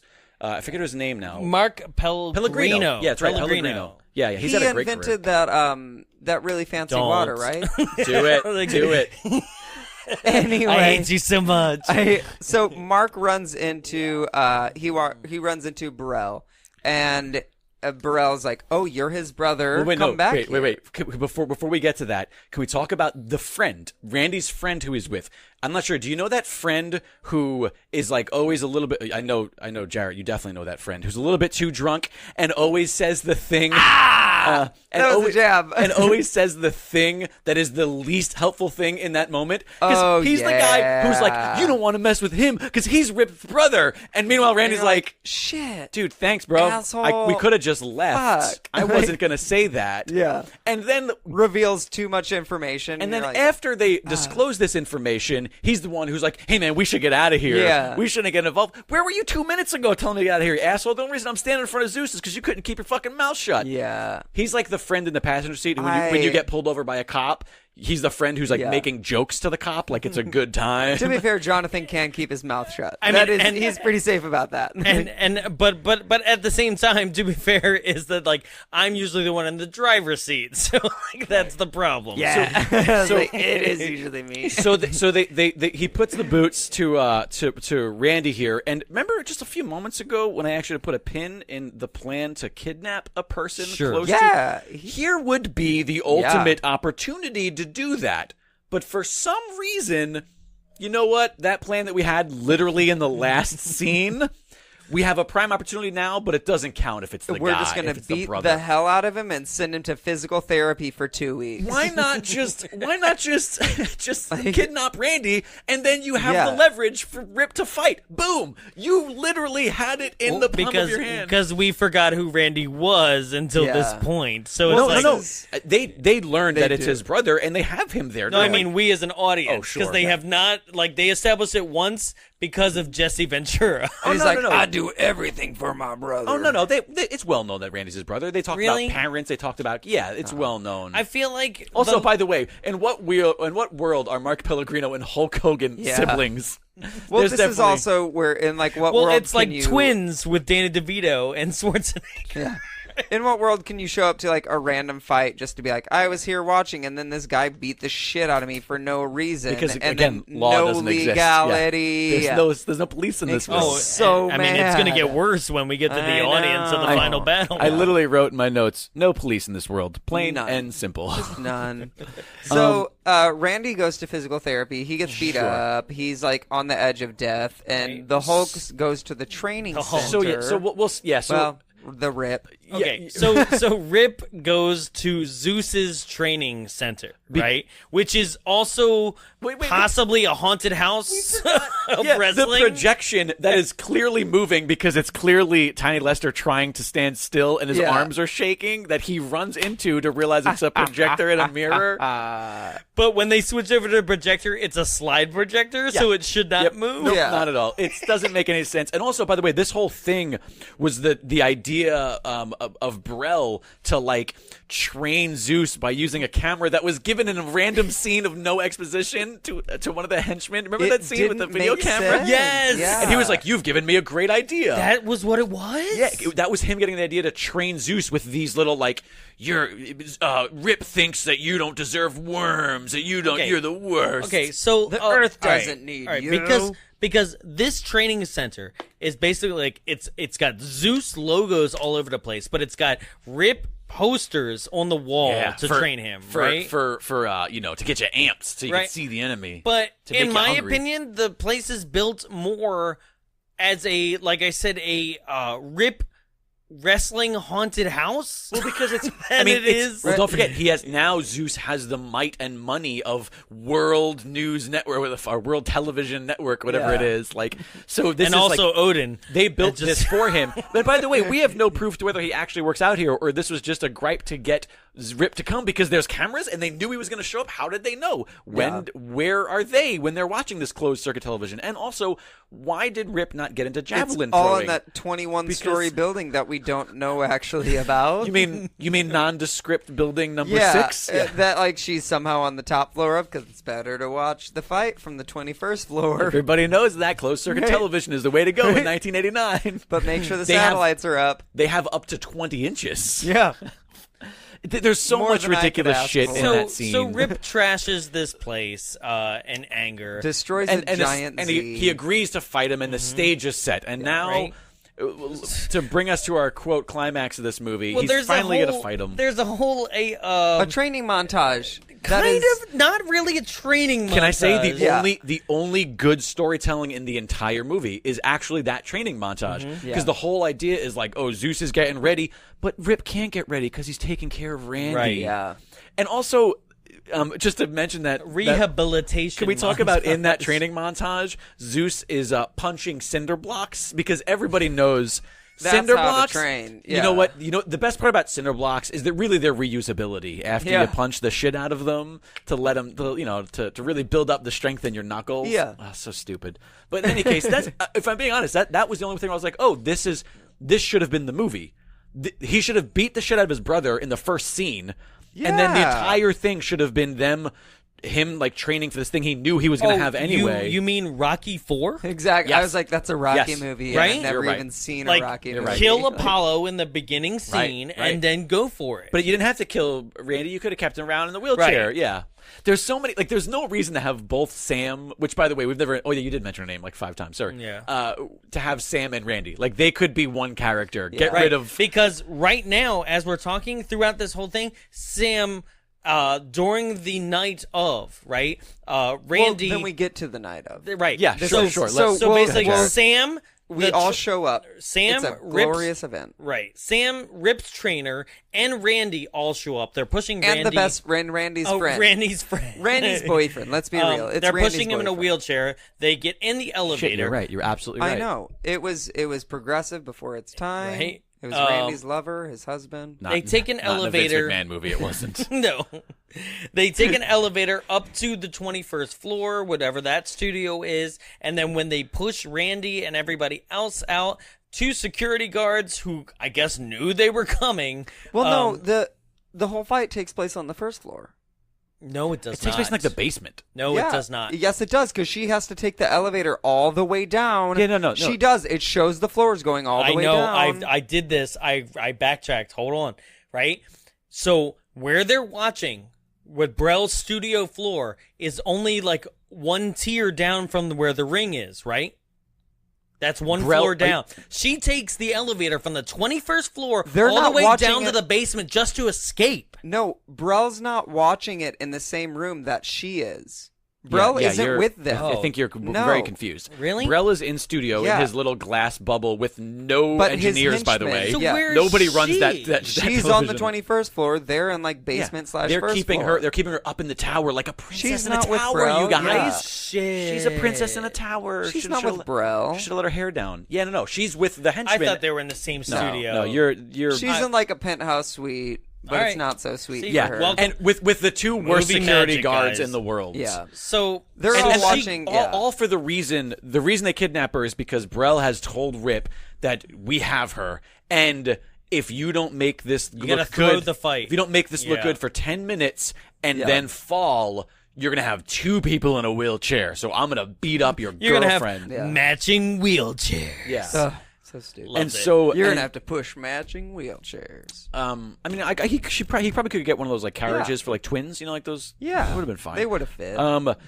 So You mean like the double wide stroller? Yeah. So she gets out in what is the easiest way possible by walking out. by walking Okay, out. This is another bombs away trope at this point, is that we have characters who are kidnapped, right? This happened in Sky Captain last Yeah. week.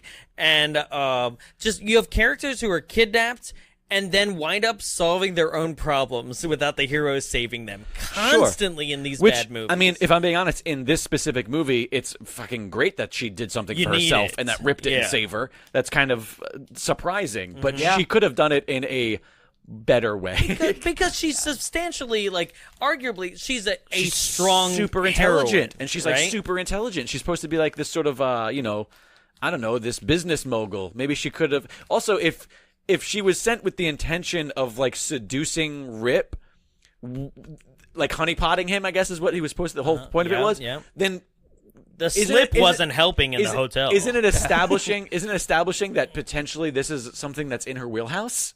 Yeah. Right. Like maybe she kind likes of like wrestler. Maybe she kind of gives like one of the security guards a little something, and then knees him in the groin she's a you star know fucker. she can knee him in the groin because there's no holds barred.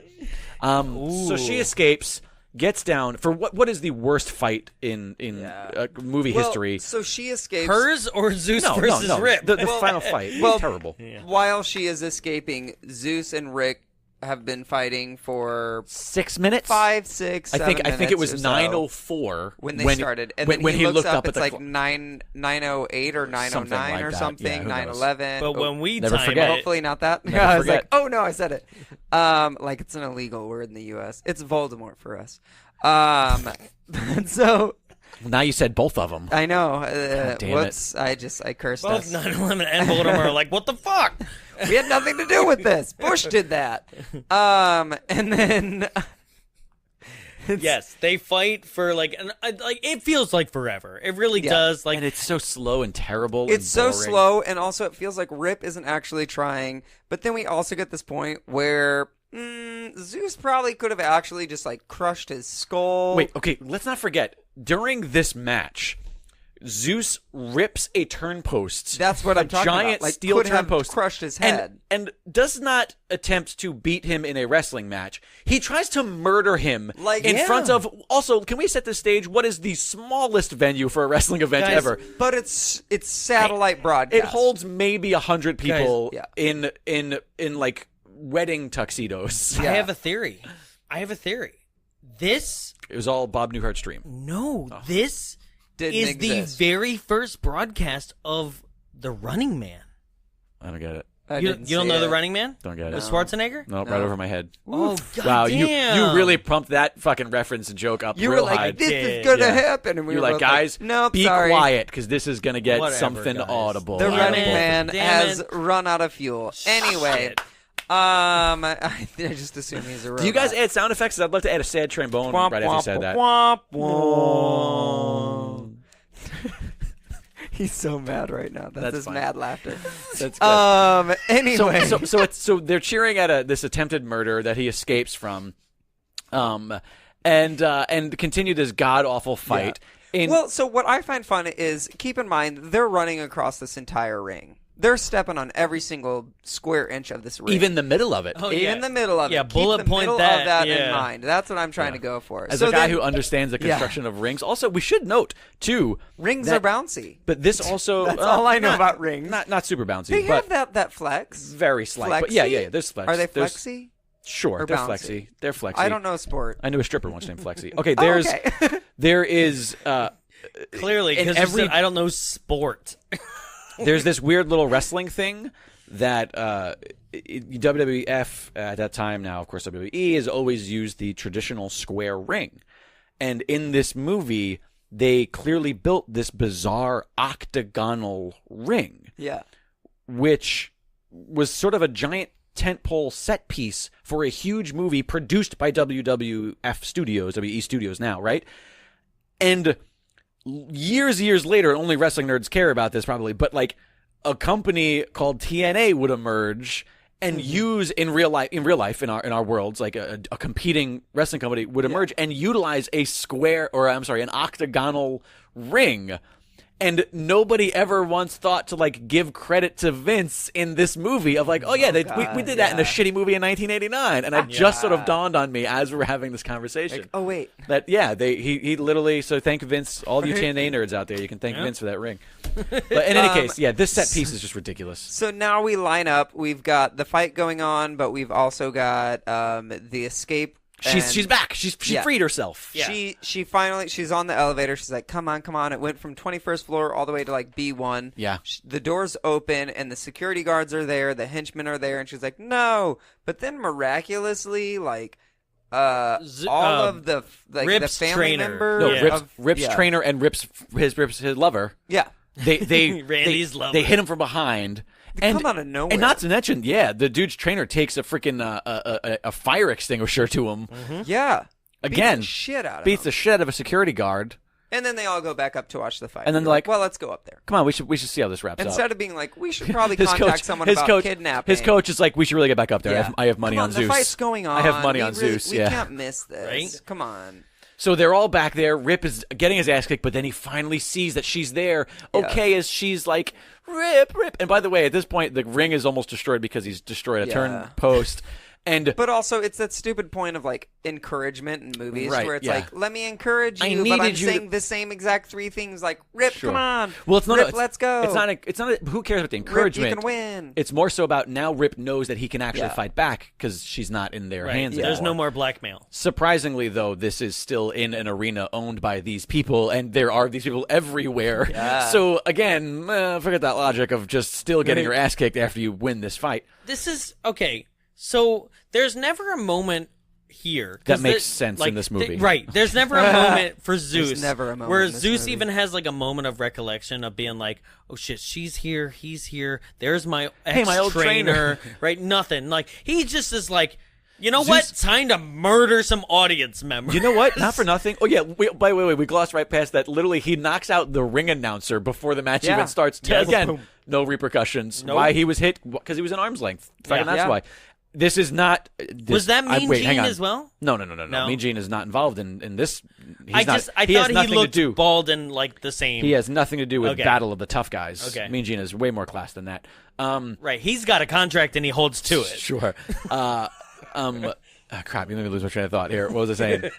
I'm sorry. Oh, yeah. So, again, it's unfortunate that Zeus is played by a black man, by Tiny Lester, because literally Zeus in this movie is a wild man. He is not. Oh, he is a subhuman. He has no holds barred. He's hell bent on destruction. I don't think he cared about the money. His eyes do too. Yeah. Why he cares about Rip, we never learn. We never learn why he wants Rip in the first place. He's just an angry man. But you'd think maybe the trainer is connected. But it's not. No. Nothing to do with it. Again, prime opportunity for potential story and exposition. Yeah. But we wasted all that time in the freaking hotel room brushing our teeth against the bedroom door. Oh, but there's so much. There's just so much here that doesn't make any sense, and it's unfortunate because Tiny Lester is, outside of Hulk, like another guy that was a big draw for this movie. And he growls. He has 3 lines in the whole movie and a bunch of growling and acting like freaking an animal. And half the time he's not looking at the camera. He hit for one eye he is. 50%. That was a joke. Half the time. I know. These are the jokes. But in any case, he has him beat. And for some reason, Zeus turns around and just starts screaming at Brel for some bizarre reason. Yeah. Who's, again, I reiterate, by himself in the control booth. No technicians work in this room. Yeah. All right, so Zeus jumps out of the ring, kicks Randy in the face. Randy goes down out of the wheelchair. I forgot he kicked him again. Right? He kicks the trainer in the face. Kicks the trainer first. Randy next. Randy falls over, kicks him and then he proceeds to just stomp him in the face or in the chest. And again, let's not forget, audience loves seeing people in wheelchairs and elderly black men beat up. They love that. But apparently they also like it when they're a part of it too, because then he goes up the steps, throws another audience member just off to the side, punches another one in the face. Wait, does he? I don't remember him hitting audience. Yes. I thought he was hitting like the security people. I know he threw an audience member, but that member got caught. That's all I remember. But then they made we use that as a soundbite. I know, that right? member got caught. So he's all that, and then he there's Bell in the control booth, and why is Brel? Sorry. Sure. Why is With Brel the beast? destroying his own because, network? Okay, so there's so many thought processes in my head for this. Okay. My thought process is he didn't want people to see his guy, the homebrew guy, Zeus, beaten by Rip. I like that. Here's the thing. Just would have made for a good comeback. Ultimately, but not to mention, from the beginning of the movie, all you wanted was for Rip to be on your network. Yeah. He beat somebody. He beat Axe from freaking, from Demolition in the opening scene, and you went, I want that. You now have that, and you're like, nobody should see this. You're destroying things, and you're going really far out of your way, by the way, to destroy everything. You probably could have pulled an electrical cable out. There's no reason why you're doing so much destruction here. Pull the power plug. Is he the only one in the network booth? I'd be like, cut the feed. Oh, wait, there's nobody like I just here? said, no technicians. Yeah. No technicians. And it's for some reason, Zeus is just screaming at him. My thought process is that Zeus sees himself in the reflection and goes like, wow, I look cool when my hands are up and I'm yelling. I'm going to keep doing this. I think it's a two-way mirror. Oh, no. Right? You know what it is? It's my dog sometimes sees himself in the mirror and he starts growling at it. That's what it is. Zeus saw himself, and he's like, there's another big, powerful guy here. So he was growling. I'm angry at myself. That's what it was. Yeah. And, of course, that's the prime opportunity for Hulk, for Rip, to grab his feet, throw him a punch to the head, and then murder him by throwing him off of the second story into the middle of the ring, which collapses in a perfect circle. Yeah. Okay. Go for it. I could probably shed some wrestling trope light on this too as well. Please do, because all I have here is that I know that the ring that I built didn't have a circle. Yeah. Like well, again, and they like you dropped the bullet point before is like they were all over that circle and nobody sank into a perfect circle. This is actually something that does happen in wrestling every now and then. I think it was really made famous by The Undertaker, who would like choke slam somebody and then they would fall through the ring to the floor. And it's always set up. It's always very clearly a piece of the ring that was cut out with with foam to make up for where the plywood goes. To make it seem level, but they still do wrestle the match prior to that happening. So clearly, like, sure, there could be a thing. The problem with this is that the perfect circle of it all. Perfect circle. So, it's also 4 feet deep. Yeah. So what I'm assuming is that there is a ring. Like when I say ring, I don't mean wrestling ring. I mean like a circular ring, almost like a washer. You know, nut bolts and a washer that tops this ring that they stretch the canvas across, and the middle is open. Why there's nothing there? Maybe for flex, maybe for throwing a guy through it later in the movie, but that I have no idea. Why it happens, well, who knows? Normally that's where Hulk would spring up like he does out of the limo. Yeah. Sure. He should have started under the ring. It would have made more sense. So here it is. The victor is Rip. Everybody is safe. I mean, we still don't know whether or not Randy's going to walk again, but that's fine. And probably not, because we did him dirty twice. Like right, he got kicked in the face. In his last what's the word I'm looking for? Vengeance. Yes. Rip picks up a chair and throws it. Let me get this out, please. Mm-hmm. Throws it at glass that happens to be breaking. Because the glass breaks at least 4 feet before the chair even comes close to it. I'm not sure if you caught that. Yeah. But he throws that chair and the glass breaks. And the chair changes no direction, nothing. Like, woo. Yeah, and then it just sort of flies through the open air into the room. It's they should have. I mean, I know that the budget was tight, but take two. I mean, let's try that one more time. Yeah. And then threatens Brel, who, this is actually sort of fitting for what I'm calling a kids movie of this era, where the villain comes to a really gruesome demise. Yeah. Okay, this is another, like, I guess Disney-esque, like, falling to your demise or electrocution is okay. You're right. It seems to be, because they're not. Well, I mean, the falling is bloody, and they do show a little bit of blood coming out of his mouth, which that was like the first real blood in the movie, which was surprising. He's like face down and blood is like coming out. No. He's face up. Oh. And he's head to the side. And he just has like a little dribble. But it's dribbling. Like me in the mornings. All I remember is like blood falling out onto the floor, and I was like, no, you. But he grabs. I like that. Wait. I like that your brain was trying to make the movie more interesting for I know, you. I was like, so it was yes. filling in things that should have been there. That's usually what I do. I'm like, how could I make it better? And that's the movie to me. So I'm like, I loved it. And it's like, that wasn't the movie. Perfect. It's like, well, I love what I made up. I don't know. Yeah, so Brel dies. Happens to grab an exposed wire out of all the stuff that he's pulled out, and he electrocutes himself and dies. And dies in front of this entire cheering crowd. The crowd is cheering. And for like 2 seconds, they're like, oh.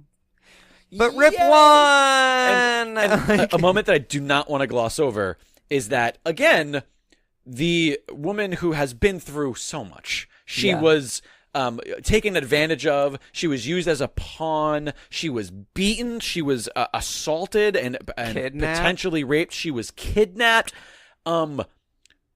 Rip walks over to the group and immediately goes like, "Come here, Randy," and grabs his brother. And she's like, "I'm happy to be alive, I guess." Yeah, his brother, who he had arguably spent the remaining time with. It again, Rip, not really not a great boyfriend. I'm just gonna put that out there. Not great at all. And then in the most perfect 80s ending, I can't believe we got through it, throws the Ripper up one last time. Everybody, let's do it. Ready? 1, 2, 3. Freeze frame. Credits. And that's it. That's all you need to know. And it's done. No, but that's the thing is, like, in this freeze frame, I'm like, no, there's a lot of questions. The cops are going to show up. Wait, hang on a second. There's death. Can you summarize? I'm going to play this little game with you if you can. Sure. Let's take turns. Try to summarize this movie in 2 sentences. Okay. You get 2 sentences, and they can't be like long run-on sentences. You got wanna 2 go first? sentences? Okay. In order to make sure that they're unique, I'm going to not hear what you say. Okay? So I'm gonna plug my ears, and you guys just tell me when it's good to go. Where's your 2 sentences? Okay. Rip, a well-established wrestler, is now blackmailed into a no-holds-barred fighting ring in order to save his loved ones. All right, you were way more gracious to the film than I anticipated. Sure. All right. Yeah. All right, what about you? It's my turn? He was actually kind of nice about it. Was he good? Yeah, go ahead. Go for it. Okay. Hulk Hogan is a wrestler who is blackmailed into performing on an alternate network, and they will do anything, including steal his girlfriend and kill his best friend or maim his best friend in order to get what they want. More or less. Right. Wow, you guys were very similar. Are you serious? You're both very nice to the movie. So I would say Hulk Hogan is a wrestler who gets a lot of ratings for a specific network. A rival network executive wants Hulk to be on his network, so he does a lot of bad stuff, and then Hulk ends up on his network, but he dies. Oh, yeah. He gets exactly what he wants. He went for the more literal. But he dies. Who takes the network now? Oh, it's going to be Paymer. David Paymer. Yeah. Oh, my God. All right, so, guys, that was bye. No Holds Barred. I'm so sorry. Can we just do, I know we're already, we're just going to go on because we've already gone for so long. Sure. Just a fun little factoid. When this movie came out, Vince and Hulk really were like, we got something here. This is going to be huge. They brought Tiny Lester. I hope they said that. They brought Tiny Lester as the character Zeus into the WWF. I feel like that's accurate. In real life. Like, when I say in real life, I mean in actual WWF. They brought the character of Zeus in, and his story was, I'm not done with you. I'm bad. That movie came out, and I'm Okay. So historically speaking, is that the last time that's happened though? Like movie over crossover? Yeah. Oh, absolutely. Really? To what the in-ring product is? Absolutely. Yeah. Oh, This okay, is retarded. This is ridiculous. Okay. And so they bring him in. I mean, in this company, let's not forget that at one point WCW did have RoboCop as a wrestler. But this is not that company. We all make mistakes. This is an equally bad company. But in any case, so they bring in Tiny Lester. So may I sure, question? Yeah, sorry. The G.I. Joe character. Who is that guy? The Sergeant. Sergeant Slaughter? Yeah. Right? That was a crossover too, though, right? No, that was just Sergeant Slaughter. He was an original thing. And that G.I. Joe then took? Sergeant Slaughter, no, they have nothing to do with each other. They're happenstantial. But he's in the cartoon. I don't think he is. I think he's a figure at least. I mean, yeah, he's probably a wrestling figure. No. Meaning, okay. Sergeant Slaughter. If he was, I don't know a lot about the GI Joe, but if he was in GI Joe, it was like he was licensed by WWF probably. Okay. To be in that, but he is an original thing that he created to. It was all like kind of Cold War. I almost am like, we'll look it up off air. Sure. But like that's what I mean when I mean he had his crossovers. He had his own cartoons. There WWF were things made like a ton that. of cartoons. Okay. Yeah. But in any case, they brought in Tiny Lester, and my favorite thing about this again is he is Zeus, and in the movie Zeus fought Rip, but now he wants Hulk Hogan. So again, what is reality? Who's an actor in this? They bring him in. He can't wrestle. Right? I really that lazy? It actually kind of is. Yeah. Okay. I've met the guy. He's a very delightful dude, but he's not. Whew. He does not give you his full I worked on attention. a indie movie with him, and he was a delight. He showed up for like 2 days of shooting, and he couldn't have been a more happy dude. What a nice man. And I'm not gonna lie, I was like, I love you, No Holds Barred. And he just went as a kid. Yeah. He just went tiny. So they bring him into WWF, and he can't wrestle. The rumor has it that if the movie was a success, that it would have been the main event of WrestleMania would have been Zeus versus Hulk, but they literally pulled the plug on it after just 3 matches in which they couldn't even have him in there by himself. It was always Hulk and somebody versus Zeus and somebody, so that somebody could do all of the stuff. Right. Tiny can come in, throw an elbow or a forearm, get pinned, that kind of thing. But I just love it. I love like the gravitas, the balls of Vince to be like, oh no, you're going to come work for us because we're going to make a lot of money off of this character. Right. Ridiculous. I love it. No, seriously.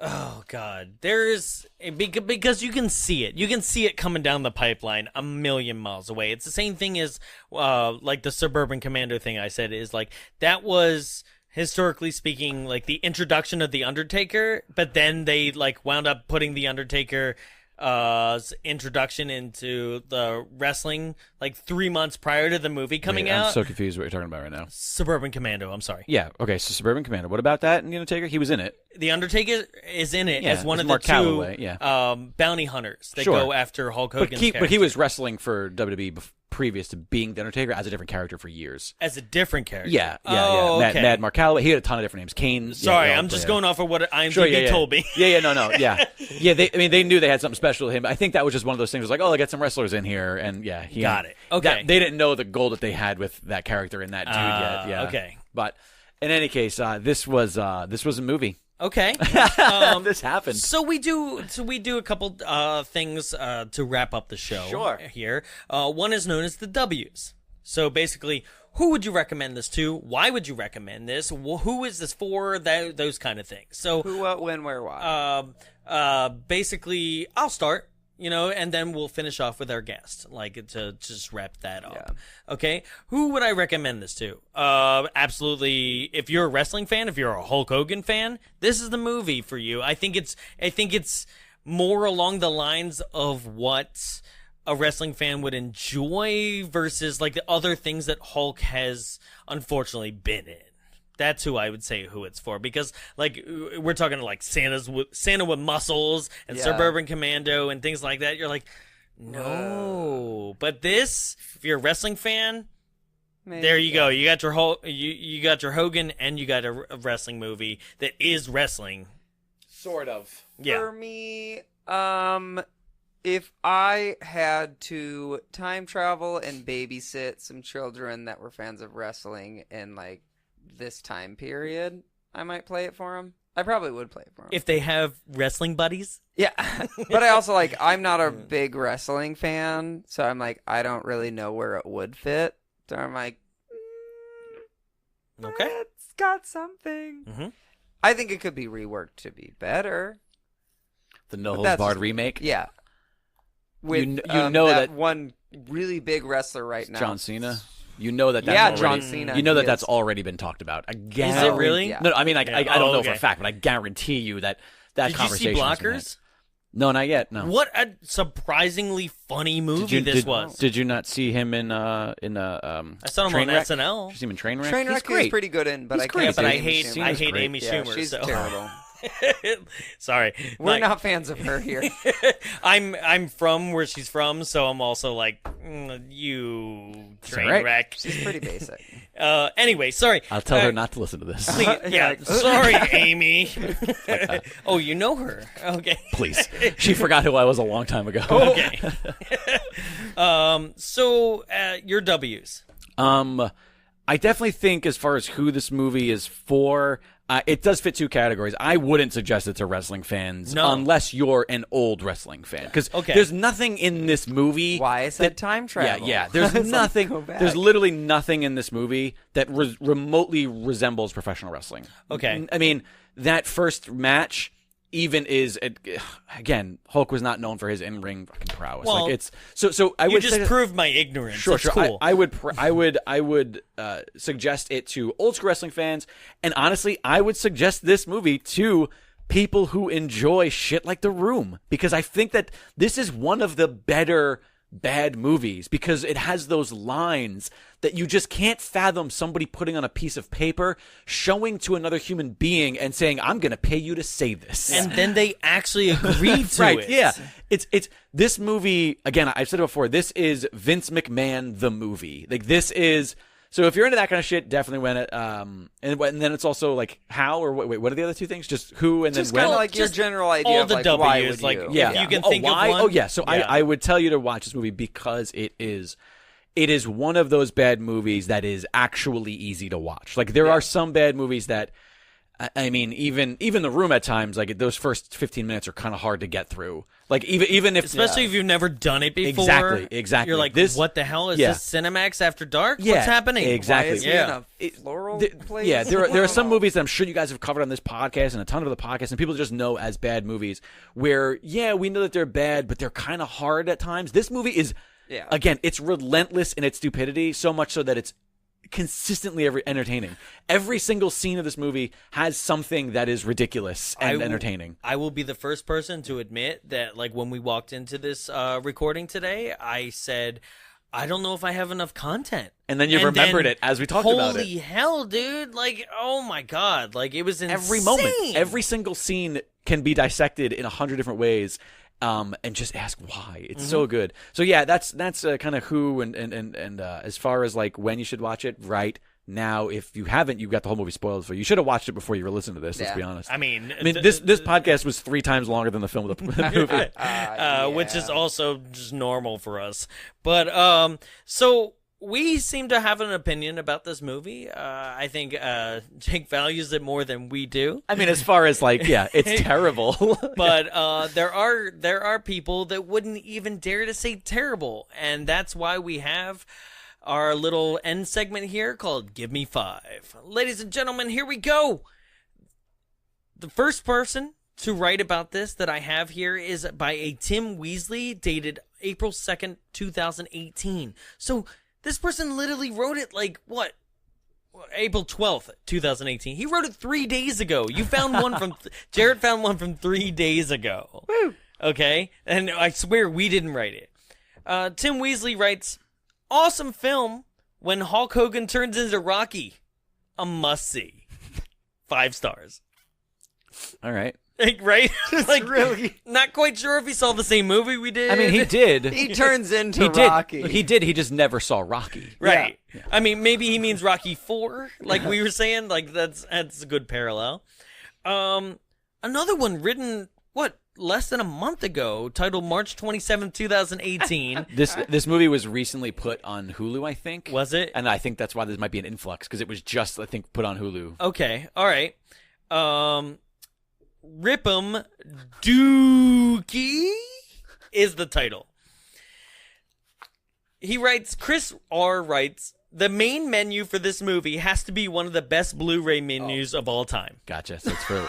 Wait, first off, I love that he 5 stars. I love that he bought the Blu-ray, first off. And I don't have the Blu-ray. I didn't know it existed. But I could only assume that the Blu-ray is just that moment. What's that smell? Dookie? That's and over. Then it just Repeated. plays over and over, Repeated. just like when you were Remember? young and you had like a date and you wound up watching a movie but making up before the credits rolled. Sure. And then the menu just went on, and it was basically a game of like who's going to turn it off, who's going to break. Yeah. That was all of our DVD. Yeah. I'm glad that we all had the same I just want to say that I experience. do own this movie on DVD. I'm just going to put that out there. Yeah, okay, I mean, well now you got to get on Blu-ray. I had to buy the re-release of it with that new cover, you know? Come on now. Before I go, can I, in the trailer... Can I tell you a really fun thing since we're going along anyway? Yeah. I made a short cartoon web series called Days of Wayne, in which it's based on a friend of mine who's just kind of peculiar. And the first episode of this short, it's like 3-minute episodes. This little animation, it takes place in a Rockbuster, or Blockbuster as you would. I mean that's our whole logo and everything. And it took me 0 minutes to decide what trailer and what movie to have playing on in the screen in the background, because you know how every Blockbuster always had screens. Oh yeah. No. I worked in one for 3 years. Ditto 4. Really? I got you beat by a year. Oh. But were you a manager? Yes, I was. Both assistant and store. I don't know why we're high-fiving to that. Why not? It's like, let's high-five to being Best Buy. Because why would you high-five? Let's high-five to being the losing team. Blockbuster. We're like same logo. It's fine. We're like Southerners. We're like Southerners high-fiving over the Civil War right now. Right. So in any case, those Northerners. So in any case, yeah, in the first episode of that, literally the trailer for this movie is playing in the background of my cartoon and not animated. Everything else is a cartoon, but that part, because my that's thought good. process is like, oh, this movie is a cartoon anyway, and it's the trailer with him busting up out of the limo. Well, that so you know the trailer very well. Oh, very well. Is like, why also wasn't the whole like American song used? It's used in the trailer like that. Because do you want to know why? I think it's because rights? Probably for the same reason that they didn't make him Hulk Hogan. Got it. Probably because they were like, oh, well, let's make this a character, even though there's so much other weird, real shit in the movie, Just like in the case existence. this bombs, which Maybe, it did. but again, I honestly think it might have to do with the fact that it's PG-13, which the fact that maybe they had some wherewithal of like, oh, there are some limits here that we don't want to push, so maybe let's not say this is Hulk, just so that in case people write us nasty letters that their kids watched it thinking it was Hulk. I mean, this is all speculation. I have no idea, but that's sort of where my mind goes to. Is maybe that's why they didn't use his theme song and that kind of stuff. I don't know. Maybe that's why he never wears the red and yellow. I mean, he's infamous for his color scheme, right? And in this movie, because even Rip Him on his shirt has the Hulkamania style. It's written in the Hulkamania font, right? Yeah. Okay. I still want that shirt, I'm not gonna lie. If anybody out there finds a Rip 'em shirt, Why don't we just make it? I mean, I'm sure it I'm exists. sure nobody will, like, I swear to God, like, nobody will probably even call us on it. Like, we'll make Rip 'em shirts. It's fine. 2 more reviews, and then we're out of here, guys. Okay, ready? Written September 1998 by a Mother F.U. That's his name? Yep. Username Mother F.U. Titled The Definitive and Only Pro Wrestling Movie. All right. What's the only difference between the film and pro wrestling? This movie is more predictable. I love it. Also, Hulk Hogan is not as good an actor on the big screen that he is at, say, WrestleMania. But if you're looking for mindless pro wrestling dramatics, by all means, remember the name No Holds Barred. This seems like it's not a 5-star review. Like, he gave it a 5 stars. This happens a lot for us. Right. Where it's like, they're like, I could see where it's a bad movie. Right. But 5 stars. But 5 stars anyway. By the way, right? his name is a reference to the Iron Sheik. Yeah? Yeah, Iron Sheik is a very hot-tempered dude, and he constantly, in the thick accent, he says "motherfuck you" all the time. And so that's what that's a reference to. This is why you're here. Like, this is awesome. Okay, and finally, titled January 2006 by a Pansy Dan 6. Is that a reference to? I mean, it's what they called me in high school, but no. I don't know. Titled What's That Smell? A success. A brilliant success. The only movie to inspire a Green Day album. What? Oh, wait, no. Green Day did not name Dookie after this movie. That is speculation and hearsay and bullshit, all right? There's no way. I'm glad you caught it. There's no way. The Hulk Hogan classic tells the story of Jesus Christ's fight against the Romans in this modern-day battle. Instead of the battlefield taking place in the days of our old and our hero getting crucified, the battle is a bar, and our Hulk gets Zeusified. Nope. Jesus, a.k.a. Rip, lashes out the same way 2,000 years later with raw muscle power and brute force. Could Jesus be locked in a car by a bladder-deficient limo driver? No. Neither could Hulk, the Hulkster. Hulkamania lives on and rises again every Easter.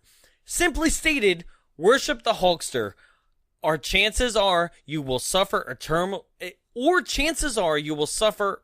damnation.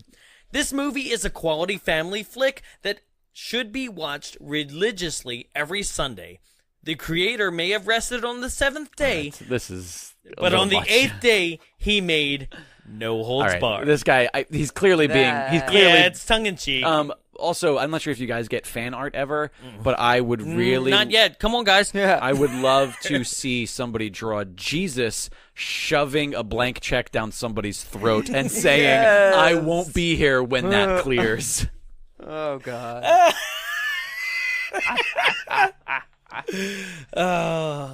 It's just Jesus producing a bunch of fish, and what's that smell? So, ladies and gentlemen, that is No Holds Barred from 1989. I'm so sorry. Jake, this was amazing. Thank you for joining us. Is there anything that you want to pitch before? Yeah, sure. They heard in the beginning, but let's make sure that they're sold on you now. Be sure to follow me on Twitter at LiquidJake, and on Instagram it's just Jake Lloyd. Check out DragonWagonRadio.com. There you can find a bunch of different shows, as well as my show, Elaborate. You can also follow Dragon Wagon Radio at It's Dragon Wagon on all social media. And if you want to see the trailer for that movie that I talked about earlier, which you can't really see yet because it's not sold, but pretty soon you can look out for it on VOD. You can check out pinchmovie.com. Once again, that's pinchmovie.com. And this was an absolute blast. I really thank you guys for having me. Absolutely. Thank you for joining us. Thank you. We will also make sure, and I promise we will this time, we'll make sure that trailer that you mentioned and all links for Jake's media is in the show notes. And we'll also make sure that they are posted on our Facebook and our Instagram, which is Facebook, Instagram, and Twitter at Bombs Away Show. You can write us. Is there something that you think that we missed, which I don't think that we did for this how could you? Right? Yeah. But there's something that you think we missed, corrections, omissions, or anything that you want to subject us to when it comes to this film or anything from our previous library, write us, contact at bombsawayshow.com. And that's it, right? I think we got it. I think we got this one. So, ladies and gentlemen, I'd like to thank our guest, Jake Lloyd, one more time. Thank you, sir. Thank you. For Bombs Away, my name is Jonathan. I'm Jarrett. And what's that smell?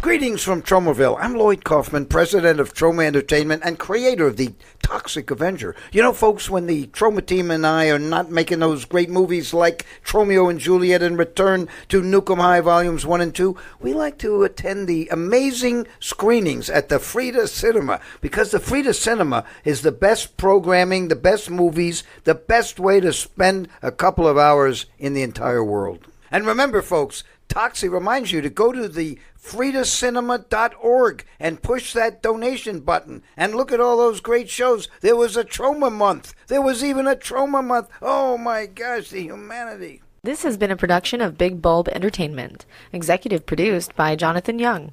For more media and information, visit us at www.bigbulbentertainment.com.